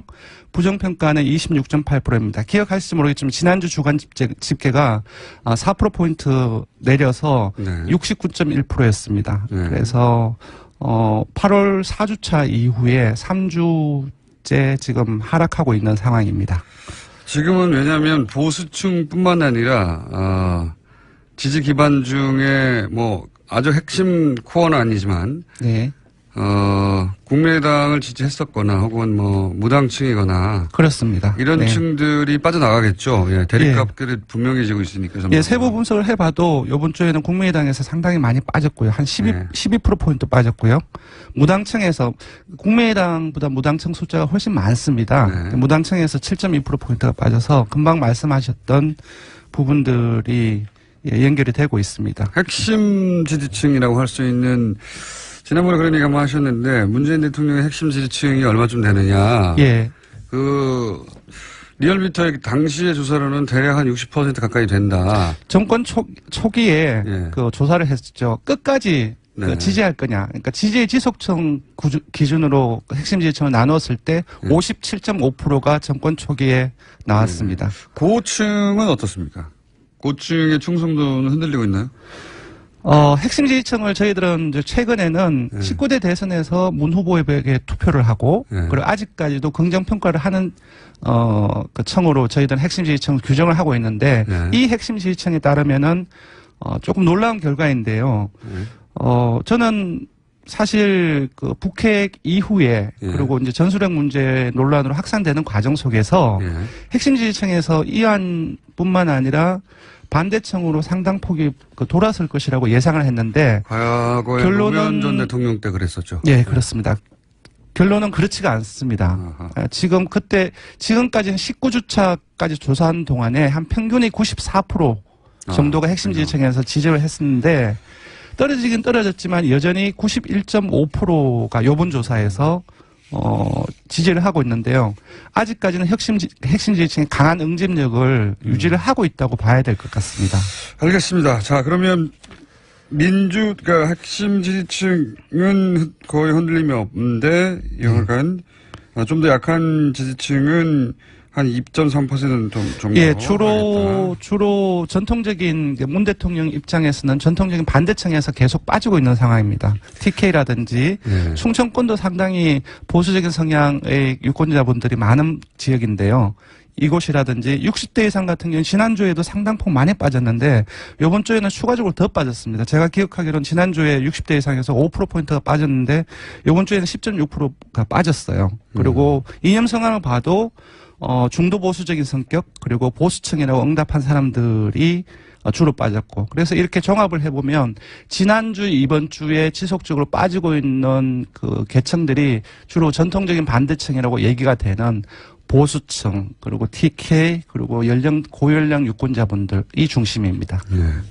애초에 뭐 가장 약한 고리였던 층에서 빠지는 건데 가장 먼저. 네네. 기본적으로 민주당도 좀 빠졌을 텐데. 민주당은 제가 보기에는 생각보다는 적게 빠졌어요. 그러니까 왜냐하면 하락세가 한 4주째 이어지고 있기는 하지만 하락폭이 주간마다 조금씩입니다. 0.5%포인트, 0.5%포인트. 예, 그래서. 이번에도 0. 몇 프로 빠졌네요. 예, 그래서 지난주에 49점 몇 프로였는데요. 잘기가 났는데, 요번 주에 49.1%가 나와서 소폭 빠졌습니다. 반면, 한국당이 많이 올랐습니다. 아까 말씀드렸던 것처럼. 예, 아까 한 8개월여 만에 가장 높은 지지율을 보이고 있고요. 아무래도 제가 보기엔 정술 핵무기 재배치 이 부분들을 확산시켜 나가고 있는데요. 이 부분들이 연결고리가 돼서 일정 부분 지지층을 끌고 있지 않는가라는 생각입니다. 그리고 사실 민주당에서는 호재가 아무것도 없어요. 예를 들어 박성진 장관 후보자 그렇습니다. 관련해서도 그렇고. 예. 김인수 임명동의안 현재상 부결되는 것도 민주당한테는 악재거든요. 어쨌든. 맞습니다. 네. 박성진 장관 이 문제는 지난주에 북핵 여파로 인해서 잠재가 돼 있었는데 이번 주 인사청문회가 월요일에 있었죠. 그 이후에 다시 표본화되고 있습니다. 결국은 이제 지지율이라는 게 어떤 당시의 분위기, 이미지 같은 거의 종합이기 때문에. 네네. 이런 것들이 이제 부정적인 요인들이 한꺼번에 나오는 거죠. 예. 맞습니다. 김인수 부결 부분도 국당 역풍 가능성 전망도 일부 있었지만 이 부분은 분명히 중도 보수층에서도 이탈 요인이거든요. 네. 그래서 국민의당은 좀 떨어지긴 했네요. 이제 국민의당은 0.1%포인트 떨어졌는데 횡보했다라고 봐야 될 것 같습니다. 5.6%입니다. 네. 국민의당 입장에서는 그게 승부수라고 생각했던 것 같은데 국민의당 바람대로 되지도 않았고 그렇습니다. 그렇다고 이제 국민의당 비토 측이 더 크게 늘었다고 볼 수도 없고. 예. 네, 정말로 지난주에 강하게 현 정권에 대해서 이제 강하게 이제 반발을 했었는데요. 거기에 그 기준으로 보면은 이제 아무 일도 일어나지 않았다. 예, 그렇게 봐야 될 것 같습니다. 네. 네, 지지율로 보자면 안철수 대표가 성공했다고 생각하는 만큼의 지지율 변화는 없고 저는 조금 뜬금없는 생각인지 모르겠지만 이런 생각을 해봤어요. 그러니까 대표가 되자마자 안철수 대표님이 되자마자 현 정권의 중요한 부분들을 뜻을 같이 하면서 강하게 지지를 보냈으면 저거 보고는 지지율이 많이 올랐습니다. 예, 지지를 보냈으면 기존의 이제 대선 과정 속에서 여러 가지 이제 부정적인 이미지를 탈각시켜 나가고 그것들 좀 장기적으로 그렇게 이어 나간다고 한다면은 분명히 새로운 지지층들을 저는 묶지 않을까. 안철수 대표의 전략을 누가 짜주는지 모르겠는데 납득이 안 가는 면이 있어요. 그래서 어떤 느낌이 되면 저분은 아직 대선이 안 끝났구나. 네. 예. 그러니까 대선을 혼자 치르고 있어 아직도. 네, 안철수 대표나 국민의당이 가지고 있는 명분이 있겠지요. 근데 그 명분과 뜻을 실현하려면은 정권을 잡아야 되니까 그런 측면에서 본다고 한다면은 오히려 강하게 지지를 보내고 했으면 어땠을까라는 생각을 해봅니다. 네, 근데 그럴 가능성은 제로인 것 같군요. 지금 벌어진 상황에서. 그래서 저도 좀 뜬금없는 생각을 했습니다. 자, 현안 조사. 저희가 하나밖에 없는 게 아니라 현안 조사를 해야 되기 때문에 네네. 급하게 정리를 해보시죠. 네, 지난주에 핵무기를 독자 개발하거나 전술 핵무기를 다시 재배치하는 것에 대해서 어떻게 생각하는지 국민 인식을 조사해 봤습니다. 네. 그랬더니 찬반 여부로 묻고 보면은 찬성을 한다라는 응답이 53.5%가 나왔고 반대가 35.1% 나왔고 핵 보유하고 비슷하네요, 거의. 그렇습니다. 전술 핵 전략 핵 독자 개발 구분하지 않고 이 정도로. 네. 그 찬성이 절반 이상을 넘어섰고요. 근데 그 찬성 여부와 별개로 실현 가능한지 여부도 같이 저희들이 물었더니. 조사를 했는데 실현 가능성도 49.7%로 나왔고요. 불가능하다라고 응답이 38.9%가 나왔습니다. 그러니까 둘 다 절반에 근접하거나 절반은 넘는 다수가 찬성 또는 실현 가능하다라는 응답을 했습니다. 네, 이 공포는 기본적으로 합리와 이성으로 해결할 수 없는 영역이라 네네. 핵은 공포잖아요. 네네. 그래서 이런 정서적 반응은 당연한 것 같고요. 기본적으로 네네. 저는. 그래서 저쪽 핵이니까 우리도 핵밖에 없지 않느냐. 그렇죠. 아주 간단한 논리죠. 네네. 이거가 그게 아니라는 걸 설득하고 설명하는 건 대단히 지난한 작업이거든요. 그렇죠. 그 과정이 어렵죠. 실현 가능성이 상당히 어렵다. 그 부분들을 이해시키고 설득하는 과정들이 사실 여러 가지 선동적인 요소가 상당히 많기 때문에 우리나라 보수 정당이 먹고 살아왔던 역사 바로 이겁니다. 이 공포에 기반해서 공포만 조금만 자극하면 항상 자신한테 유리하게 국민이 전개됐고 그 공포에 올라타서 계속 먹고 살았죠. 지금 보수 매체나 포탈이나 혹은 종편들이 내내 북핵만 얘기하는 이유도 그런 이유죠. 그런데 이제 정부가 이럴 수는 없는 거거든요. 그렇죠. 정부는 합리와 이성으로 상대해야 되기 때문에. 정부는 전체 경제 상황도 봐야 되고 동북아 군사 역학 관계도 봐야 되고. 자, 근데 그건 어려운 얘기고 쉬운 얘기는 핵이 있으니까 우리 핵을 가져야지. 이거 훨씬 쉽잖아요. 그렇죠. 네. 이거를 현 정부가 어떻게 대처할지 그리고 자유한국당은 이걸 얼마나 이용할지. 그런 관점에서 앞으로 정보를 볼 수 있습니다. 자, 조사하게 말씀하시고 마치죠. 네, 이번 대통령 정당 조사는 TBS 의뢰로 전국 19세 이상 성인을 대상으로 9월 11일부터 13일 사흘 동안 전화면접 자동응답 혼용 방식으로 실시했고 최종 응답자는 1,527명입니다. 표본 오차는 95% 신뢰 수준 플러스 마이너스 2.5%포인트, 응답률은 3.9%였습니다. 지금까지 리얼미터 권순정 조사분석 실장이었습니다. 감사합니다. 고맙습니다. 자, 김성태 의원에게 쏟아진 문자가 역대 가장 많은 문자가 쏟아졌던 홍준표 대표 출연 때를 능가하고 있습니다. 가볍게 1,000을 넘겨서 보통 이제 대선 후보급 나오면은 한 700, 800 정도 되거든요. 네. 대선 후보급도 아니신데 가볍게 1,000을 넘겼습니다. 너무 많아가지고 저희가 다 읽어보기도 힘들 정도이고. 이제 김진애 박사님마저 댓글 알바들이 등장했어요. 김진애 박사님, 노무현 대통령 건축 정책에 대한 내용이 귀에 너무 쏙쏙 들어옵니다. 아직 방송도 안 하는데 어떻게 들으셨어요? 그리고 해외 청취자들 여전히 문자 보내십니다. 오늘도 한번 며칠 저희가 소개를 안 했기 때문에 소개드리면 치앙마이입니다. 덴마크입니다. 휴스턴입니다. 이런 문자들 계속 오고 있습니다. 해외에 계신 분들 저희가 이벤트 한번 마련할게요. 네. 지금도 김성태 의원 방송 끝난 지가 한참 됐는데 지금도 김성태 의원님을 향해서 문자가 쏟아지고 있습니다. 네. 내일도 올 것 같습니다. 여기까지 하겠습니다.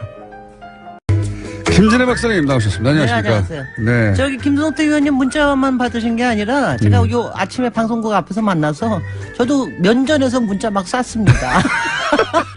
칭찬해 주십시오. 이런 표현을 쓰셨죠. 미운 털이 바뀐 거라고. 무슨 말을 해도 소용이 없다고. 맞을 때는 네. 죽도록 맞아라.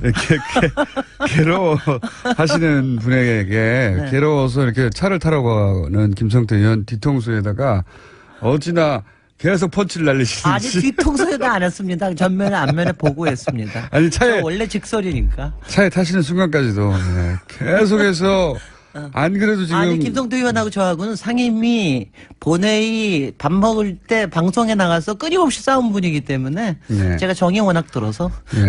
그러기 상태로, 큰일 났다고 차에 타시는 뒤통수에 대고 마지막까지 계속 펀치를. 네. 예. 김성태 의원님 건투하십시오. 네. 제가 광고 하나 좀 하겠습니다. 이거는 요번 토요일 날 행사인데요. 김호준 공장장님, 김호준 총수님의 서식지인 벙커원에서 북토크를 합니다. 갑자기 여자의 이번 토요일이고요. 오후 3시고요. 그리고 여러분 너무 좋아하시는 김갑수 선생님하고 합니다. 여자의 독서를 가지고 하는데 이 남자 진행자하고 하는 북토크는 처음이에요. 그래서 제가 막 흥분되고 있습니다. 그리고 걱정도 되고요. 김갑수 선생님이 TBS 진행자시니까요. 예. 김갑수 선생님이 수위가 좀 항상 좀 불안불안하지 않아요. 경계선에 계신 분이죠. 그래서 좀 겁내고 있습니다. 경계선에 계신 재밌을 분이고 거예요. 그만큼 용감한 분이세요. 네. 예. 하루하루 살아가시는 분이죠. 그렇지 않아요.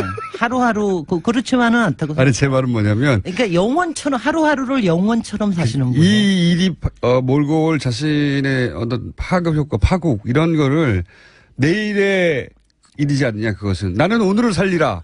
그러면서 오늘 최대한 지를 수 있을 만큼 지르시는 분이죠. 그러니까 아마 이번 토요일 날도 저보고 지르라고 그러실 텐데 조심하겠습니다. 네. 자, 갑자기 뜬금없이 말씀하셔서. 근데 듣고 보니 TBS 진행자시기도 하니까 예, 광고 해도 되는 것 같습니다. 자, 오늘 주제가 뭡니까? 제가 여름 도시여행 끝나고 이제 어떤 주제로 할까 했는데 정치 리더와 건축에 대해서 몇 번 얘기 드리면 좋을 것 같아서 제가 가지고 나왔고요. 김호준 공장장님께서 제가 현안 가지고 좀 하자 그러니까 그거는 너무 좀 천천히 하자 그러셔서 일단 조금 지나간 얘기 가지고 먼저 좀 하고요. 그래서 오늘은 노무현 대통령과 건축 정책. 이걸 가지고 그 이전의 대통령들은 소위 건축 정책이랄 게 따로 없었나요? 아니, 그러니까 이렇게 생각해요. 그러니까 누구나 마찬가지입니다. 건축 그러면은 먼저 생각이 나는 거는 그냥 어떤 건축물을 잘 짓고 멋있게 짓고 근사하게 그렇죠. 짓고 또 특히 정치 지도자는 자기 이름을 거기다 어떻게 박을까. 그렇죠. 이거예요, 보통은. 보통 로마 시대로 돌아가도 누구나 그렇습니다. 누구나 개선문 짓고 네네. 뭐 건축물 짓고 현대로 돌아가도 폼피두 대통령도 자기 건물 짓고 네네. 뭐 프랑스에서도. 근데 노무현 대통령은 정말 독특한 게 그런 게 없으신 분이었어요. 그러니까 이분은 어느 정도냐면 세종시를 만드는데 당시에는 행복도시 하는데 청와대에다 모델을 갖다 놓으려고 그렇게 노력을 했어요. 실무자들이. 나 그거 필요 없다. 그거 내가 보면 자꾸 뭐라 그렇게 될 테니까 그런 거 내 눈앞에 놓지 마라. 니네들이 알아서 해라. 굉장히 독특하네요. 그거. 굉장히 독특한 분이에요. 아니 그러니까 본인이 뭐라고 하지 않더라도 그건 보고 싶잖아요. 그렇단 말이죠. 근데 오히려 보면 내가 간섭한다. 혹시나 뭐라고 할지 모르고 그렇다고 건축에 관심이 없는 분은 아니라서 이분이 만드신 게 당시에 건축문화 건설기술 선진화위원회라는 걸 만드셨어요. 근데 이 위원회가 대통령 자문위원회인데 대통령 자문위원회의 이름에 건축이라는 말이 붙어 있는 게 이게 역사상 처음입니다. 우리나라. 그런데 그 위원장을 누가 했겠습니까? 알고 싶잖아요. 그걸 김진애가 했습니다. 그래서 알고 싶지 않습니다. 김진애라는 어떤 사람이 했습니다. 아니 근데 제가 바로 이거였어요. 왜냐하면 제가 저도 정부위원회 여러 가지를 해봤는데 보통 건축에 일하는 거에 관련되면은 되게 어떻게 건물을 잘 짓냐 뭐 이런 거 가지고 주로 얘기를 하니까 짜증나요, 솔직히. 네네. 근데 이제 그래서 그런 거 하라고 위원장 하라는 거 아니야? 그런데 그게 아니더라고요. 그래서 저도 위원장을 맡게 됐고 했는데 그때 가장 했던 게 뭐냐면은 건축 기본법을 만든 겁니다. 건축 기본법이 그전에 없었어요? 그전에는 그런 게 없었습니다. 건축 기본법이요? 네네. 그런 거 없었습니다. 이게 일본보다 더 빠르게 만들어졌어요. 우리가 만들어지고 난 다음에 일본에서 막 달려왔어요. 건축 기본법이라는 게 그럼 뭡니까? 골자가. 건축 한마디로. 기본법은 한마디로 얘기하면 이거예요. 건축 정책을 국가에서 세워야 된다. 공공에서 세워야 된다. 네. 그 다음에는 민간 참여자, 그러니까 되게 이제 건축가들이 많죠. 이런 사람들이 건축 정책 과정에 참여할 수 있도록 해야 된다. 그다음 물론 이제 국민의 복지와 우리의 안전을 위해서 좀 구분을 해보자면 건설 회사들이 빌딩 올리기 위해서 필요한 관련 법안들 다 있잖아요. 엄청나게 많죠. 네. 근데 이건 건축에 관한 거라면 사실 건축가들의 영역 아닙니까? 아니, 그렇게 생각하는 게 이제 보통 사람 일반적인데. 일반적인데 그게 아니라 그게 아니라 건축 정책이라는 거로 올라오면 네. 우리의 그러니까 아주 구체적인 얘기 하나만 들어보세요. 노무현 대통령이 문제의식을 가진 걸 생각을 얘기를 해보죠. 네. 요새 보면은 건물도 굉장히 근사하게 세워지는 거 그렇죠. 같은데 왜 도시는 이렇게 엉망이에요? 이상해요. 네. 네. 그러니까 뭐가 같이 있는 게 뭐 잘못된 거 아니에요? 그다음에 요새는 설계비도 꽤 주는 것 같고 건물에 네. 돈도 많이 들이는 것 같은데 여전히 왜 뭐가 좀 똑같아요? 이상해요. 아파트들이 뭐 이런 거. 이런 거. 네. 네. 그다음에 왜 우리는 외국처럼 이렇게 오래된 건축물을 잘 못 가지고 있는 거예요? 뭐 이런 거예요. 그러니까 여러 가지 이런 거를 가지고 있는 겁니다. 그러니까 문제 의식이 평범한 모두가 가지고 있던 거죠. 가지고 있던 거. 네. 그다음에 왜 아파트는 아무데나 들어서요? 뭐 이런 거 같은 거 있잖아요. 그런 거를 가지고 있는 거예요. 그러니까 이거를 그리고 그다음에 이거 그러니까 이거 뭐냐면 국가에서 돈을 어디서 써야 되느냐. 그다음에 정책을 어디에다 우선순위를 둬야 되느냐. 이런 걸 고민하라고 만든 겁니다. 그래서 그러니까 이제 만드는데 국가가 처음으로 어떤 조형적인 혹은 뭐 심미적인, 위압적인 이런 게 아니라 네. 근본적으로 투자와 정말 그 안전과 복지와 이런 거를 통해서 문화를 어떻게 만들어내느냐. 이런 국가가 어떻게 인프라를 제공해서 네. 도시가 더 아름답게 변할 수가 있느냐. 그렇게 그겁니다. 아. 그래서 이제 그 건축기본법에서 가장 중요한 게 국가건축정책위원회를 만든 거예요. 그게 이제 굉장히 큽니다. 굉장히 중요한 게 큰데, 근데 그 국가건축정책위원회가 대통령 직속위원회예요. 그래서 만들어진 지가 그러니까 이게 2007년에 건축기본법이 만들어졌으니까 불행인지 어쩐지 모르겠는데 2008년에 이명박 대통령이 들어와서야 활용이 안 됐겠네요. 10년 동안. 건축정책위원회가 들어왔죠. 근데요. 네. 제가 사실 그 법을 만든 사람으로서 저는 또 이명박 대통령이 이게 싫다 그럴까봐 막 걱정을 했어요. 건축이니까 좋아했겠죠. 단어가. 근데 딱 첫 보고를 했는데 야 이게 내가 바라던 거야. 그러셨던 거래요. 근데 바로 이명박 대통령은 건축이 바로 아니라 그게 빌딩으로 이해했겠죠. 내 이름을 어떻게 하느냐 이거만 그렇죠. 관심 있었던 거예요. 네. 근데 첫 보고를 했는데 거기서 우리 학교 건축을 이제 우리 어린이들을 위해서 어떻게 해야 되고 뭐 이런 걸 보고를 했대요. 그래서 그 다음부터 나가리 나가지고 보고를 한 번도 못했다 그럽니다. 갑자기 전문 용어 나가리가 등장했습니다. 취소됐다고. 그 다음에 솔직히 박근혜 정부에는 대통령 보고 한 번 못했다 그래요. 그건 왜냐면 관심이 없으시니까. 이명박 전 대통령은 여기서 아마 아파트 재건축에 관한 이야기. 4대강에 들어갈 뭘 조형물 만들어주고 무슨 국가 상징로 만들어주고 이럴 줄 알았는데 니네들 왜 딴소리 하는 왜 거야. 학교 얘기하고 있어? 돈도 안 되게 하고 나의 위대한 업적을 기리기 위한 건축물 이런 얘기가 말이죠. 나올 수 있어야 되는데 뭐 그게 없고. 그래서 이게 지금 유명무실에 저는 10년 동안 유명무실을 했는데 사실 딱 한 군데 유명무실을 하지 않은 데가 있어요. 서울시입니다. 서울시요? 왜냐하면 건축기본법 안에 이른바 민간 건축가들이 정책에 참여할 수 있는 걸 만들어놨어요. 지금 이게 서울시 박원순 시장이 산하방송이라고 해서 아니 이건 아니에요. 박원순 시장이 사실 원하던 게 그거거든요. 그래서 여기서 뭘 했냐면 공공건축가, 공공조경가 제도를 이걸 가지고 만들었습니다. 그래가지고 이 사람들을 정책 과정에서 왜냐하면 건축에서 제일 중요한 게 마지막에 설계하고 이러는 거 짓는 것보다도 어디에 어떤 프로그램을 어떻게 만들어야 되느냐 이걸 정하는 게 굉장히 중요하거든요. 거기에 참여하게 만든 겁니다. 그래서 정말 박원순 시장이 잘 활용을 했죠. 그러니까 노무현 대통령이 만든 소위 이제 국가적인 방향성인데 그거를 박원순 시장이 제대로 활용했다. 네, 두 분이 그렇게 잘 저기를 했죠. 그렇게 이해하면 됩니까? 네, 이제 문재인 정부에서 어떻게 할지는 이제 두고 봐야 되겠습니다. 그러면 이 건축 정책이 사실 굉장히 생소하거든요. 그럼요. 일반인들은 관심을 가진 영역도 아니고 잘 들어보지도 못했어요. 그럼요. 그리고 건축 정책 그게 뭐야? 그게 뭐야? 이렇게 됩니다. 아주 또 갈 길이 근데 이렇게만 생각하시면 돼요. 이른바 강소국이라고 하는 핀란드나 네덜란드는 건축 정책이라는 거를 한 30년 전부터 만들었습니다. 매년. 아니, 생각해보면 아침 일어나고 먹고 자고 활동하는 모든 걸 건축물 안에서 해요. 그럼요. 그런데 그 국가의 정책이 없다는 건 말이 안 되는 거죠. 말도 안 되는 겁니다. 네, 그거를 마련하신 분이 바로 김진애 박사님. 아니, 노무현 대통령이십니다. 그래서 건축가들 노무현 대통령님 많이 좀 인정해 주십시오. 그 공로를. 아니 그러니까 이제 그런 걸 만들자고 했고 첫 번째 위원장으로서 그 법안을 사실상 만드신 분이 본인이고 네. 네. 오늘 하루 종일 본인 자랑을 하고. 그렇지만 딴 것도 했습니다. 딴 거는 다음 시간에. 자, 오늘 전문 용어 나가리를 소개하신 김진애 박사님이었습니다. 감사합니다. 안녕. 안녕. 거죠. 예, 기본적으로. 네, 이거 실제로 블랙리스트에 이름이 올라간 명단 자체가 나왔습니다.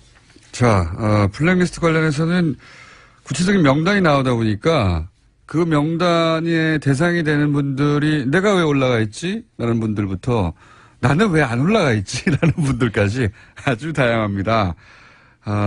근데 어제, 문성근 씨한테 연락이 왔었어요. 저한테도. 예. 블랙리스트, 이거 가만히, 본인이야말로 정말 긴 시간 동안, 뭐랄까요. 먹고 살 수가 없었어요. 정말 배제된 사람이었죠. 완전히 배제된 기간이 너무나 오래된 대표적인 배우인데 너무 화가 난다. 나는 가만히 있을 수가 없다. 나 그냥 막연했을 때하고 구체적인 이름이 등장했을 때하고는 완전히 다른 얘기잖아요. 예. 그런데 그렇게 생각하는 분이 한두 분이 아닌 것 같아요. 보니까. 네, 그래서 소송 계획을 밝혔는데요. 자신의 SNS에 정부 이명박 전 대통령 원세훈 전 원장을 대상으로 민형사 소송을 진행할까 한다라고 밝혔습니다. 저는 그래야 한다고 봅니다. 네. 이것은 전직 대통령의 지시로 추정이 되고 아직 물증이 안 나왔으니까 국정원장의 지시인 것은 확인이 되는 것과 마찬가지고 그리고 국정원 요원들이 움직였고 그리고 국가가 당시 이걸 방임했기 때문에 저는 이거는 민형사 소송이 가능할 뿐만 아니라 반드시 해야 된다고 봅니다. 네, 실제로 실행된 사실까지도 있는 건데요. MBC, KBS 같은 경우에는 퇴출된 의원, 실제로 이름을 올린 사람들이 퇴출되기도 했었습니다. 이건 그냥 검찰 수사로, 네, 형사적 책임 정도 묻고 끝날 일이 아니라고 생각이 들고요. 네. 이분들이 고통받았던 기관과 그리고 그 기간 동안 입었던, 정신적 또 경제적 피해라는 게 제가 예를 들어서 배우 문성근 씨 같이 가까이 지켜본 바에 의하면 기본적인 경제적 삶이나 사회적 삶 자체 기반이 없어지는 거군요. 붕괴되는 거예요. 그냥. 그래서 출연 자체를 못하게 만드는 네. 거니까요. 출연뿐만 아니라 출연을 못한다는 건 그 회사에 나오지 말라는 거잖아요. 야, 일반 직장인으로 보자면. 그것도 몇 년이미가 네, 10년이죠. 10년 동안인데요. 10년 동안 회사에 나오지 말라고 하면 청춘이 다 갔다 이렇게 이야기한 사람도 있습니다. 맞습니다. 뭐 먹고 삽니까? 네. 집 팔고 해야 돼요, 다.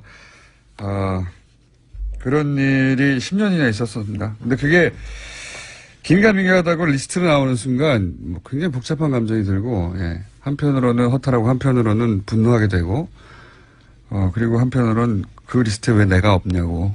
예. 그런 분들 걱정하지 마세요. 리스트가 다가 아니에요. 예. 저도 리스트에는 없어요. 주진우 기자도 없고. 국정원 다른 내부 문건에 이름이 올라가 있던 걸 본 적이 있는데요. 네. 예, 그때 세계일보가 보도했던 바에 보면 있지 않습니까? 다른 문건에 있을 겁니다. 예, 걱정하지 마시고요. 문건이 많이 나오면 본인 이름도 등장할 수 있어요. 자, 시간이 다 됐네요. 예. 오늘 여기까지 해야 될 것 같습니다. 시사인의 김은지였습니다. 감사합니다. 즐거운 코너입니다. 더불어민주당 안민석 의원 나오셨습니다. 네, 안민석 의원입니다. 오늘 이 자리가 아주 불편합니다. 아시죠, 김성태 의원님?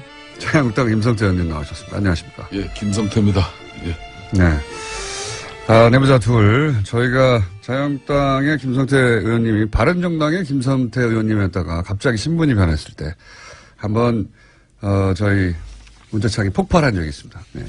이 문자들이 모니터를 뚫고 나오지 않을까 싶을 정도의 폭발적인 문제가 있었는데, 예.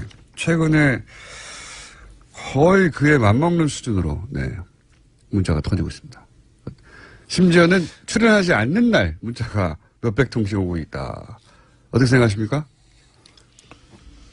안민석 의원님? 저도 곤혹스러워요. 우리 김성태 의원님이 지난번 최순실 국정농단 게이트 청문회 위원장 때 보여주셨던 그런 모습으로 국민들에게 초질간 평가됐다고 그러면은 저도 이 자리가 더 신나고 또 함께 선의의 경쟁도 하고 또 국민들에게 또 재미있는 프로그램을 만들어냈을 텐데 지난번 그 박쥐파동에 이어서 이번에는 또 장애인 부모들 또 일반 국민들의 아주 그 마음을 아프게 하는 일이 생겨서요. 정치라는 게요. 별거 아니라고 봅니다.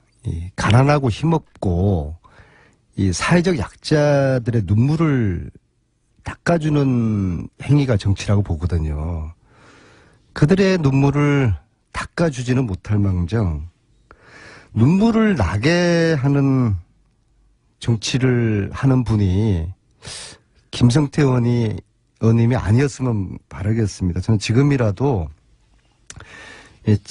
여러 가지 다 차치하고 이 장애 아이들을 가진 그 부모님의 심정을 김성태 의원님이 아주 따뜻하게 보듬어 주시기를 바라고요. 그리고 그들의 눈물을 닦아주는 그런 정치를 하시길 바라겠습니다. 의원님 잠깐만요. 이 사건이 도대체 어떻게 되는지 모르는 분도 사실은 적지 않아요. 예. 그래서 그래요? 예. 자, 그래서 저희가 아주 짧은 버전으로 왜 지금 안민석 의원님이 이런 얘기를 하시는지 들려드리겠습니다. 저는 초등등 교육을 책임지고 있는 교육감으로서 장애인의 교육권, 장애인 학생들의 교육권, 학습권을 보장해야 된다는 그런 법적 책무가 있습니다. 그래서 특수학교 설립을 지금 추진하고 있습니다만은 왜 이렇게 갈등이 큰데도 왜 밀어붙이려고 하는 건지 해서 이 상황까지 오게 되었는지 솔직히 이해하는데 많은 어려움과 시간이 걸리고 있습니다. 김성태 의원님 가시지 마시고 제발 저희 도와주세요. 외면하지 마시고 저희 도와주십시오. 간단 요약하면 한 부지가 있는데 거기에 한반병원을 짓자라고 하는 주장도 있고 애초에 학교 부지이기 때문에 거기에 장애인 특수학교를 지어야 한다. 맨 앞에는 조혁교육감이었고요. 그리고 김성태 의원님 잠깐 나오셨고 왜 이런 논란이 있느냐. 학부모가 얘기 다 듣고 하시라고 여기에 꼭 특수학교를 지어야 한다고 뭐 이런 그날 나왔던 이야기 요약본입니다. 예. 이 요약본인데 이제 김성태 의원님이 말하자면 특수학교 부지에 왜 한방병원을 지으려고 하느냐라는 지탄의 후코스가 되신 거예요? 그죠? 한마디로 요약하면? 네. 뭐 말씀을 좀 드리겠습니다. 뭐 정치인의 한 사람으로서 어떤 연우든 뭐 이렇게 무리가 빚은 데 대해서는 제가 할 말이 없습니다. 그렇지만은 지금 이 방송에서도 제가 비판받고 또 정치인으로 책임을 제가 달게 받아야 될 일이 있으면 전 지겠습니다. 이 흔히 말하는 국립 한방 어려운 건립을 위해서 특수학교를 반대하는 그 부분은 결코 아니라는 사실. 발단은 이렇게 됐습니다. 저희 지역구에 영구 임대 아파트 가장 그러니까 어려운 사람들이 사는 주거 공간 그 한복판에 초등학교가 학생수 감소로 폐교되었습니다. 그 폐교된 학교 부지에 서울시 교육청은 이제 특수학교를 짓겠다는 거였고 그에 따라서 주민들 반발이 엄청나게 나왔습니다. 그래서 그 주민들 반발을 무마하고 또 이 특수학교도 건립될 수 있는 저는 윈윈하는 그런 방안을 가지고 지난 약 3년 동안에 활동을 했죠. 그 방안이 이제 쉽게 말하면은 저희 지역구인 주민들과 갈등과 또 주민들과 대립을 통한 어떤 그런 특수학교가 건립되지 않는 부분이 아니라 이 대체 부지를 확보해서 그 대체 부지에 특수학교가 건립이 되고 또 그 애초 폐교된 자리에는 지역의 오랜 수건인 국립 한방어려운을 건립하면 서로 윈윈할 수 있다는 그런 관점으로 시작이 된 것인데 이게 뭐 이런 큰 오해가 불러일으키는 방향으로 가게 된 것은 대단히 아프게 심합니다. 자, 이렇게 해명이 나왔고 안민석 의원님 하실 말씀 있으십니까? 문제의 본질은 그 부지에 한방부지가 설립될 수 없는 조건이라는 거예요. 학교 부지에 한방병원이 학교 부지에. 네. 제가 서울시 교육청하고 보건복지부의 이야기를 들어봤는데 보건복지부 입장도 분명합니다. 서울시 교육청이 그 학교 부지를 용도 변경을 해주지 않는 한은 이건 진행될 수 없다. 또 반면에 서울시 교육청은 그것은 용도 변경해줄 수 없다고 조영 교육감의 입장이 단호하고 그래서 학교 부지는 안 바꿔주거든요. 어쨌거나 과거에 어떤 일들이 있었는지 모르겠지만은 지금 이거는 불가능한 일이 되어버렸고요. 따라서 저는 이제 이 기회에 과연 그 주민들께서 또 특수학교를 반대하는 이유에 대해서 우리가 좀 사회적 편견을 가지고 있는데요. 특수학교를 들어오면은 그 동네에 영향을 미치고 안 좋은 영향, 특히 집값이 떨어진다. 근데 최근에 부산대 연구소에서 특수학교가 들어왔을 때 집값에 어떤 변화가 있는지를 연구를 했는데 전혀 변화가 없어요. 이제 그런 사회적 편견이 좀 사라졌으면 좋겠고요. 저는 국회에서 교육을 담당하는 상임위원회에 있는데요. 교문위에 계시죠? 네. 하늘이 두 쪽 나도 참 어울리진 않습니다. 교육과 안민석 의원님. 제가 교육학 박사입니다. 알고 있습니다. 오늘은 농담할 기분이 전혀 아닙니다. 공장장. 하늘이 두 쪽 나도 강서의 특수학교는 설립될 것입니다. 그래서 이후에 수습이 장애인 부모들의 이 지금의 눈물이 잘 닦여지기를 그렇게 바라고 저도 도우고 김성태 의원님도 그런 입장이어야 되지 않겠습니까? 저는 처음부터 초지일간 저희 지역의 그 폐교 자리에 서울시 교육청에서 특수학교를 건립하겠다는 입장 나왔을 때 저는 반대하지 않았습니다. 근데 왜 이런 오해를 사고 계세요? 그 주민들이 상당한 큰 반발을 하게 되었죠. 그걸 나는 주민들 갈등을 봉합하고 또 서울시 교육청에 오죽하면 15년 동안 서울시에 특수학교 하나 안 되었겠습니까? 저는 그래서 윈윈하는 길이 그 지역은 허준 동의보감 의석수 네, 과반을 얻고 싶은 거죠. 그게 이제 그 국회 선진화법 때문에 결국 5분의 2가 넘으면 과반까지는 가능하지 않겠네요. 예. 네, 5분의 2가 넘으면 단독으로 어떤 법안도 통과되지 않게 만들 수가 있거든요. 거기에 12석이 모자랍니다. 자유한국당이.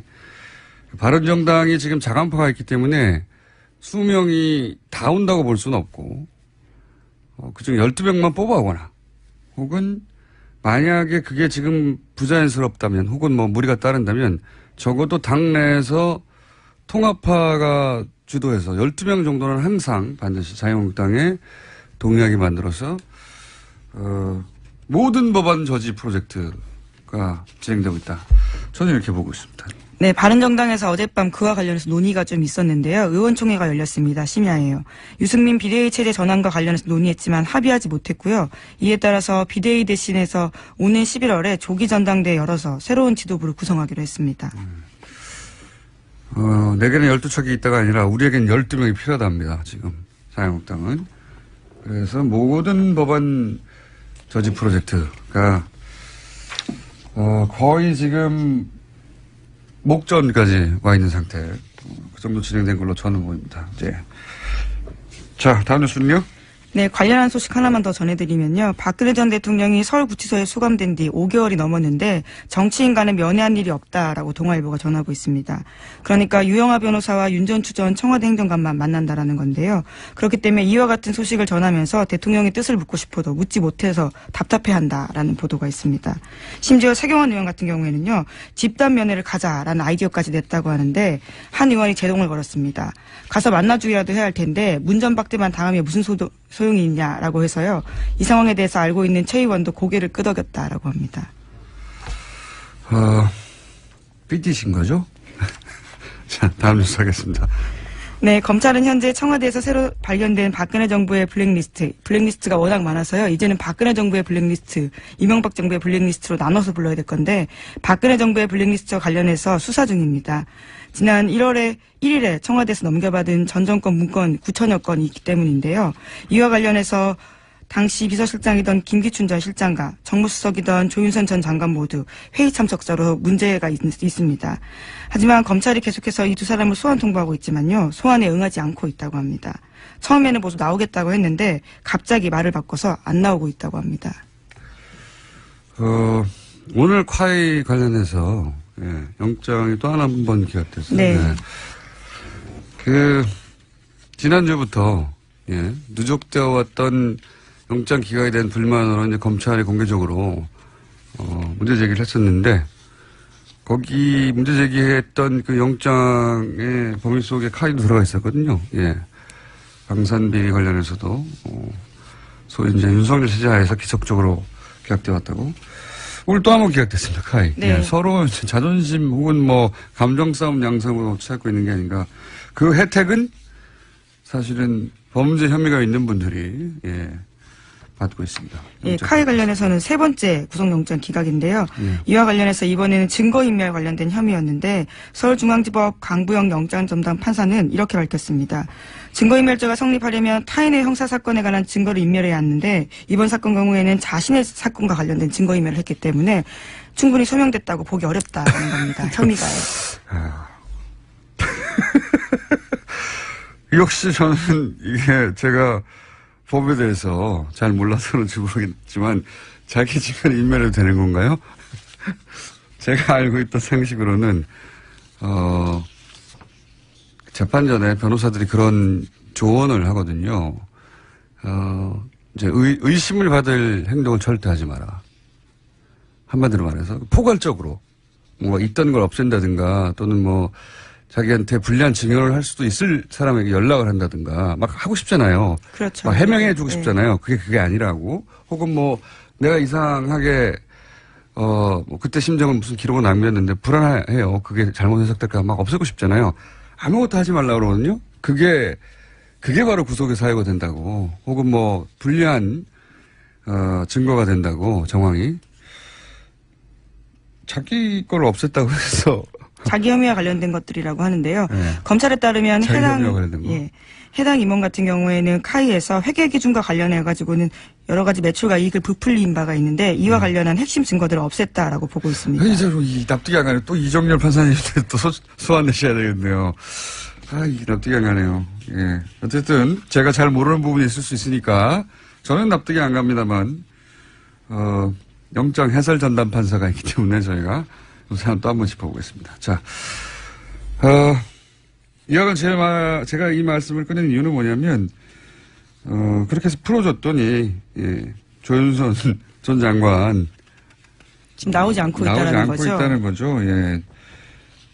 소환도 잘 받을 것 같고, 도저히 우려도 없고, 그런 것 같은데, 아니라는 겁니다. 네.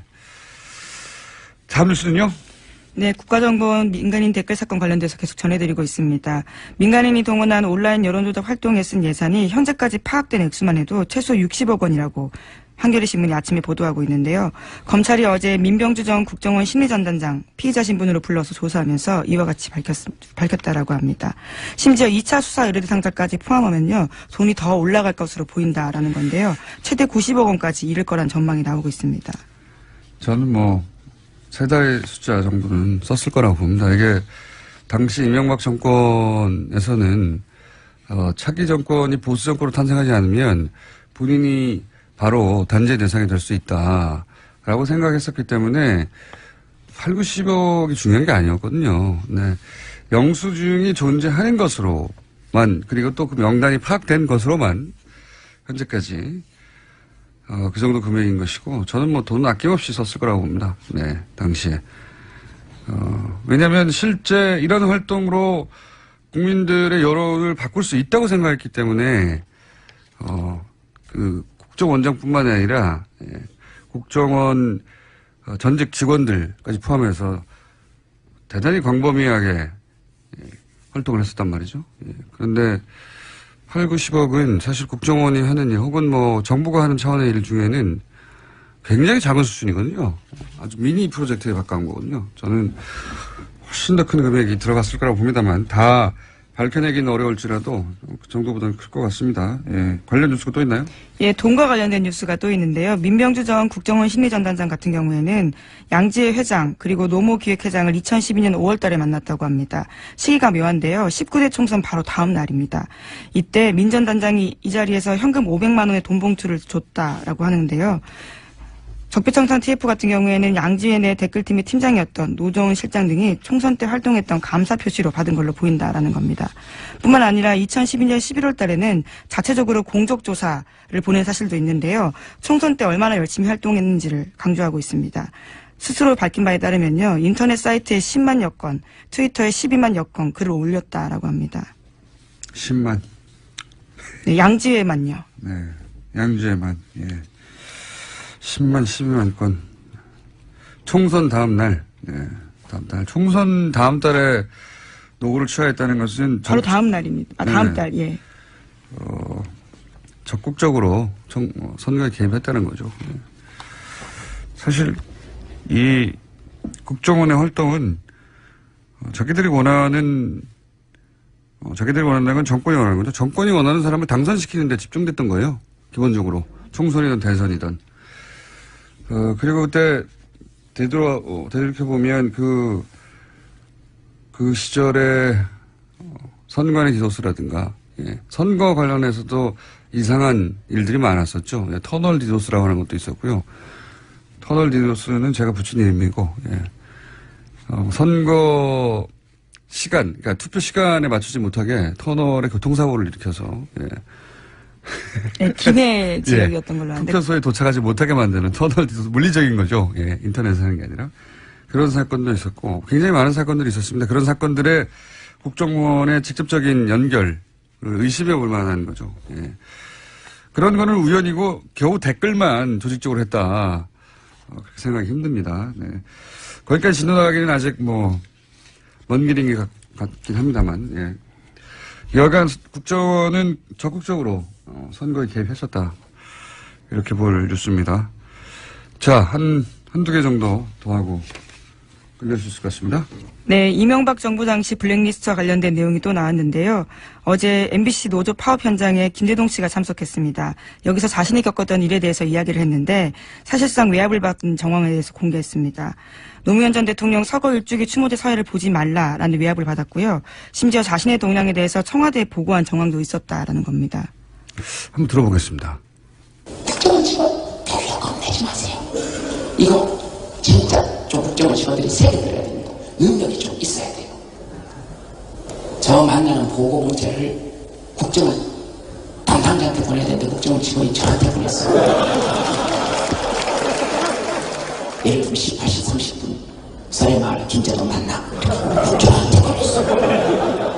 제가 전화했어요. 문자 잘못 보내신 것 같습니다. 국정원에 협조한 사람이 깊은 자괴감을 느꼈어요. 이들에게 과연 국가 안보를 맡길 수 있는가? 예. 본인을 만난 국정원 직원이 만났다는 보고를 잠재서 본인한테 했다는. 예. 그 정도로 허술했다라는 거죠. 예. 정말 보고하고 싶었던 거 아닐까요? 김대동 씨한테요? 슬쩍 알려준 건가요? 이런 네. 식으로까지 진행된다라는 사실을.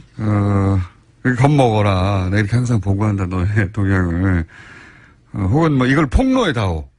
양심적인, 간접적인 제보자였던 거죠. 자, 이 문자를 가지고 폭로해다오. 라고. 눈치를 못 챘어요, 김대동 씨가. 그래도 김재동 씨는 직접 만나서 이렇게 동향 파악을 했군요. 네. 왜냐하면 가지 말라는 이야기를 하기 위해서 직접 만났다라고 합니다. 그렇군요. 네. 그러니까 직접 만나지 않고도 많은 방법이 있거든요. 예, 아마 이거 외에도 여러 가지 방법으로 감시하지 않았을까 싶은 의심되는 정황들도 있습니다. 기본적으로는 항상 요주의 인물로 체크하고 있었겠죠. 예. 근데 그 행사는 특별히 가지 말라고 강력하게 전달하기 위해서 아마 그런 직원이 오지 않았을까 생각이 드네요. 제가 겪은 일을 얘기하면 저도 한 2시간 정도 오늘 시간을 그걸로 때울 수 있는데 이런 일을 김재동 씨가 겪었다. 블랙리스트였던. 안녕하세요, 김원준입니다.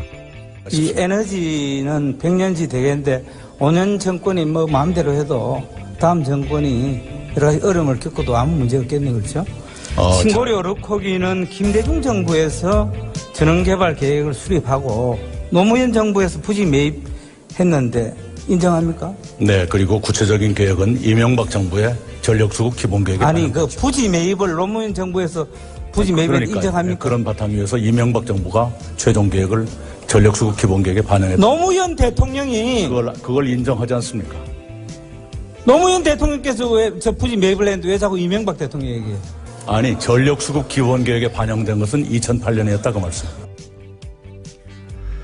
김대중 노무현 정부에서도 원전을 계속 건설하려고 했던 거 맞죠? 근데 원전이 처음 우리 땅에 지어진 40년 전으로 되돌아가 보면 당시의 지식과 기준으로 원전은 상대적으로 진보적인 가치를 담고 있었습니다. 화석 연료를 태우는 방식에 비해 더 안전하고 수명 또한 더 길고 그래서 친환경적이고 경제적이라고 생각을 했었죠. 그래서 핵에 대해 공포를 가졌던 당시 시민들을 상대로 원전은 깨끗하고 안전하다는 캠페인을 국가적 차원에서 했었습니다. 저 역시 그런 캠페인 속에서 성장했고요. 그런데 최근 몇 년간 우리는 전 세계에서 가장 안전하다는 일본의 관리 시스템도 간단히 무력화시키는 자연재해의 힘, 후쿠시마를 겪고 그 피해는 상상을 초월한다는 걸 배웠고 지진으로부터 안전하다고 생각했던 우리 땅에서 연속으로 지진이 발생하는 것도 지켜봤으며 동시에 과거에는 실험 수준이라고 생각했던 대체에너지 발전 속도가 이미 실용 단계에 도달했다는 것도 알게 됐습니다. 그리고 원전 폐기물을 안전하게 처리하는 기술이 우리에게는 없다는 것과 그 비용이 어마어마하다는 것도 알게 됐죠. 그때는 알지 못했던 걸 이제는 알게 됐고 그때는 불가능했던 것들이 이제는 가능해졌습니다. 그렇게 세상은 변화하는데 인식은 과거에 머물며 과거의 성공 방식을 여전히 고집할 때 우리는 그런 생각을 늙었다고 합니다. 김어준 생각이었습니다.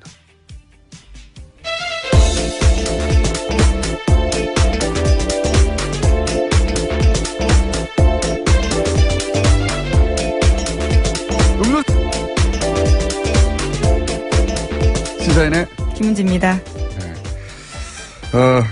오늘 아침 오프닝 어땠습니까? 네, 자연스러웠습니다. 제가 이걸 김은지 기자에게 묻는 이유는 방송 시작 30초 전에 도착했기 때문에 오늘은 제가 제 시간에 못 오실 줄 알았는데요. 다행히 네, 오셨네요. 제가 이제 주차를 했더니 차에서 타는 냄새가 나더라고요. 자, 오늘도 제가 하지 않았습니다, 저는. 네. 자, 지금 처음 보는 뉴스를 한번 읽어볼까요? 어떤 뉴스가 있습니까? 오늘 첫 뉴스는. 네, 국회가 박성진 중소벤처기업부 장관 후보자의 인사청문 경과보고서를 부적격 의견으로 채택했습니다. 여당인 더불어민주당 의원들이 퇴장한 상태에서 처리가 된 건데요. 박 후보자가 자진 사퇴를 거부하자 퇴장을 통해서 사실상 부적격 보고서 채택을 암묵적으로 동의했다라고 볼 수 있습니다. 그러니까요. 이제 청와대 코트로 공이 떨어졌어요? 예. 네, 그렇죠. 청문 보고서가 이제 오늘 국회에서 청와대로 넘어가게 되는데요. 그때 입장이 나올 것으로 보입니다. 알겠습니다. 자, 두 번째 뉴스는요? 자유한국당이 박근혜 전 대통령과 서청원 최경환 의원에게 자진 탈당을 권유했습니다. 박근혜 전 대통령에게는 국정 운영 실패에 대한 정치적 책임을 물은 거고요. 대표적인 친박 핵심인 서청원 최경환 의원도 개파 전행에 책임을 지고 당을 떠나라는 겁니다. 최종 결정은 최고위를 거쳐서 윤리위가 하는데 탈당 권유가 의결되면 박 전 대통령이 거부해도 제명 처분이 내려집니다. 박 전 대통령 쪽과 서 의원 쪽은 침묵을 하고 있고요. 최 의원 쪽에서는 부당하다고 주장하고 있습니다. 이 같은 불협 화음이 커질 것 같자 홍준표 대표는 징계 논의 시작을 박근혜 전 대통령 1심 선고 무렵인 10월 중순으로 늦추자라고 제안했습니다. 이 일련의 흐름은 사실은 자유한국당 따로 또 바른정당 따로 소위 보수 진영이 각각 따로 떨어져서 움직인다고 보면 안 될 것 같고요. 예, 몇 차례 방송에서도 언급했지만 이제 이혜원 대표가 대표 자강파인데 사퇴했지 않습니까? 그 자리를 이제 당연히 비대위원장이 물려받을 줄 알았더니 김무성 전 대표가 주호영 체제로 하자. 대표적인 통합파거든요. 네, 사당화 논란이 있다라고 주장하면서요. 네, 통합을 사당화 논란은 반대합니다. 본인 입으로 처음 나온 거지 논란은 없었어요. 그러면서 이제 바른정당이 만약에 주호영 체제로 가게 된다면 대표적인 통합파거든요. 통합의 전제 조건으로 항상 얘기했던 게 있습니다. 박근혜 전 대통령의 출당과 대표적인 친박 의원들 8적을 처리해달라. 근데 8명까지는 부담스러운 것 같고 2명에게 탈당을 권유했고 나머지 6명은 이제 당협위원장이라고 하는 자리 탈당이 아니에요. 그들이 있는 그 자리만 박탈하고 그런 조건을 열심히 만들고 있어요. 순식간에 빨리빨리 이 타이밍에 결국 이제 자유한국당이 원하는 것은 자유한국당 단독으로 문재인 정부에서 추진되는 그 어떤 법안도 통과되지 않도록 만들 수 있는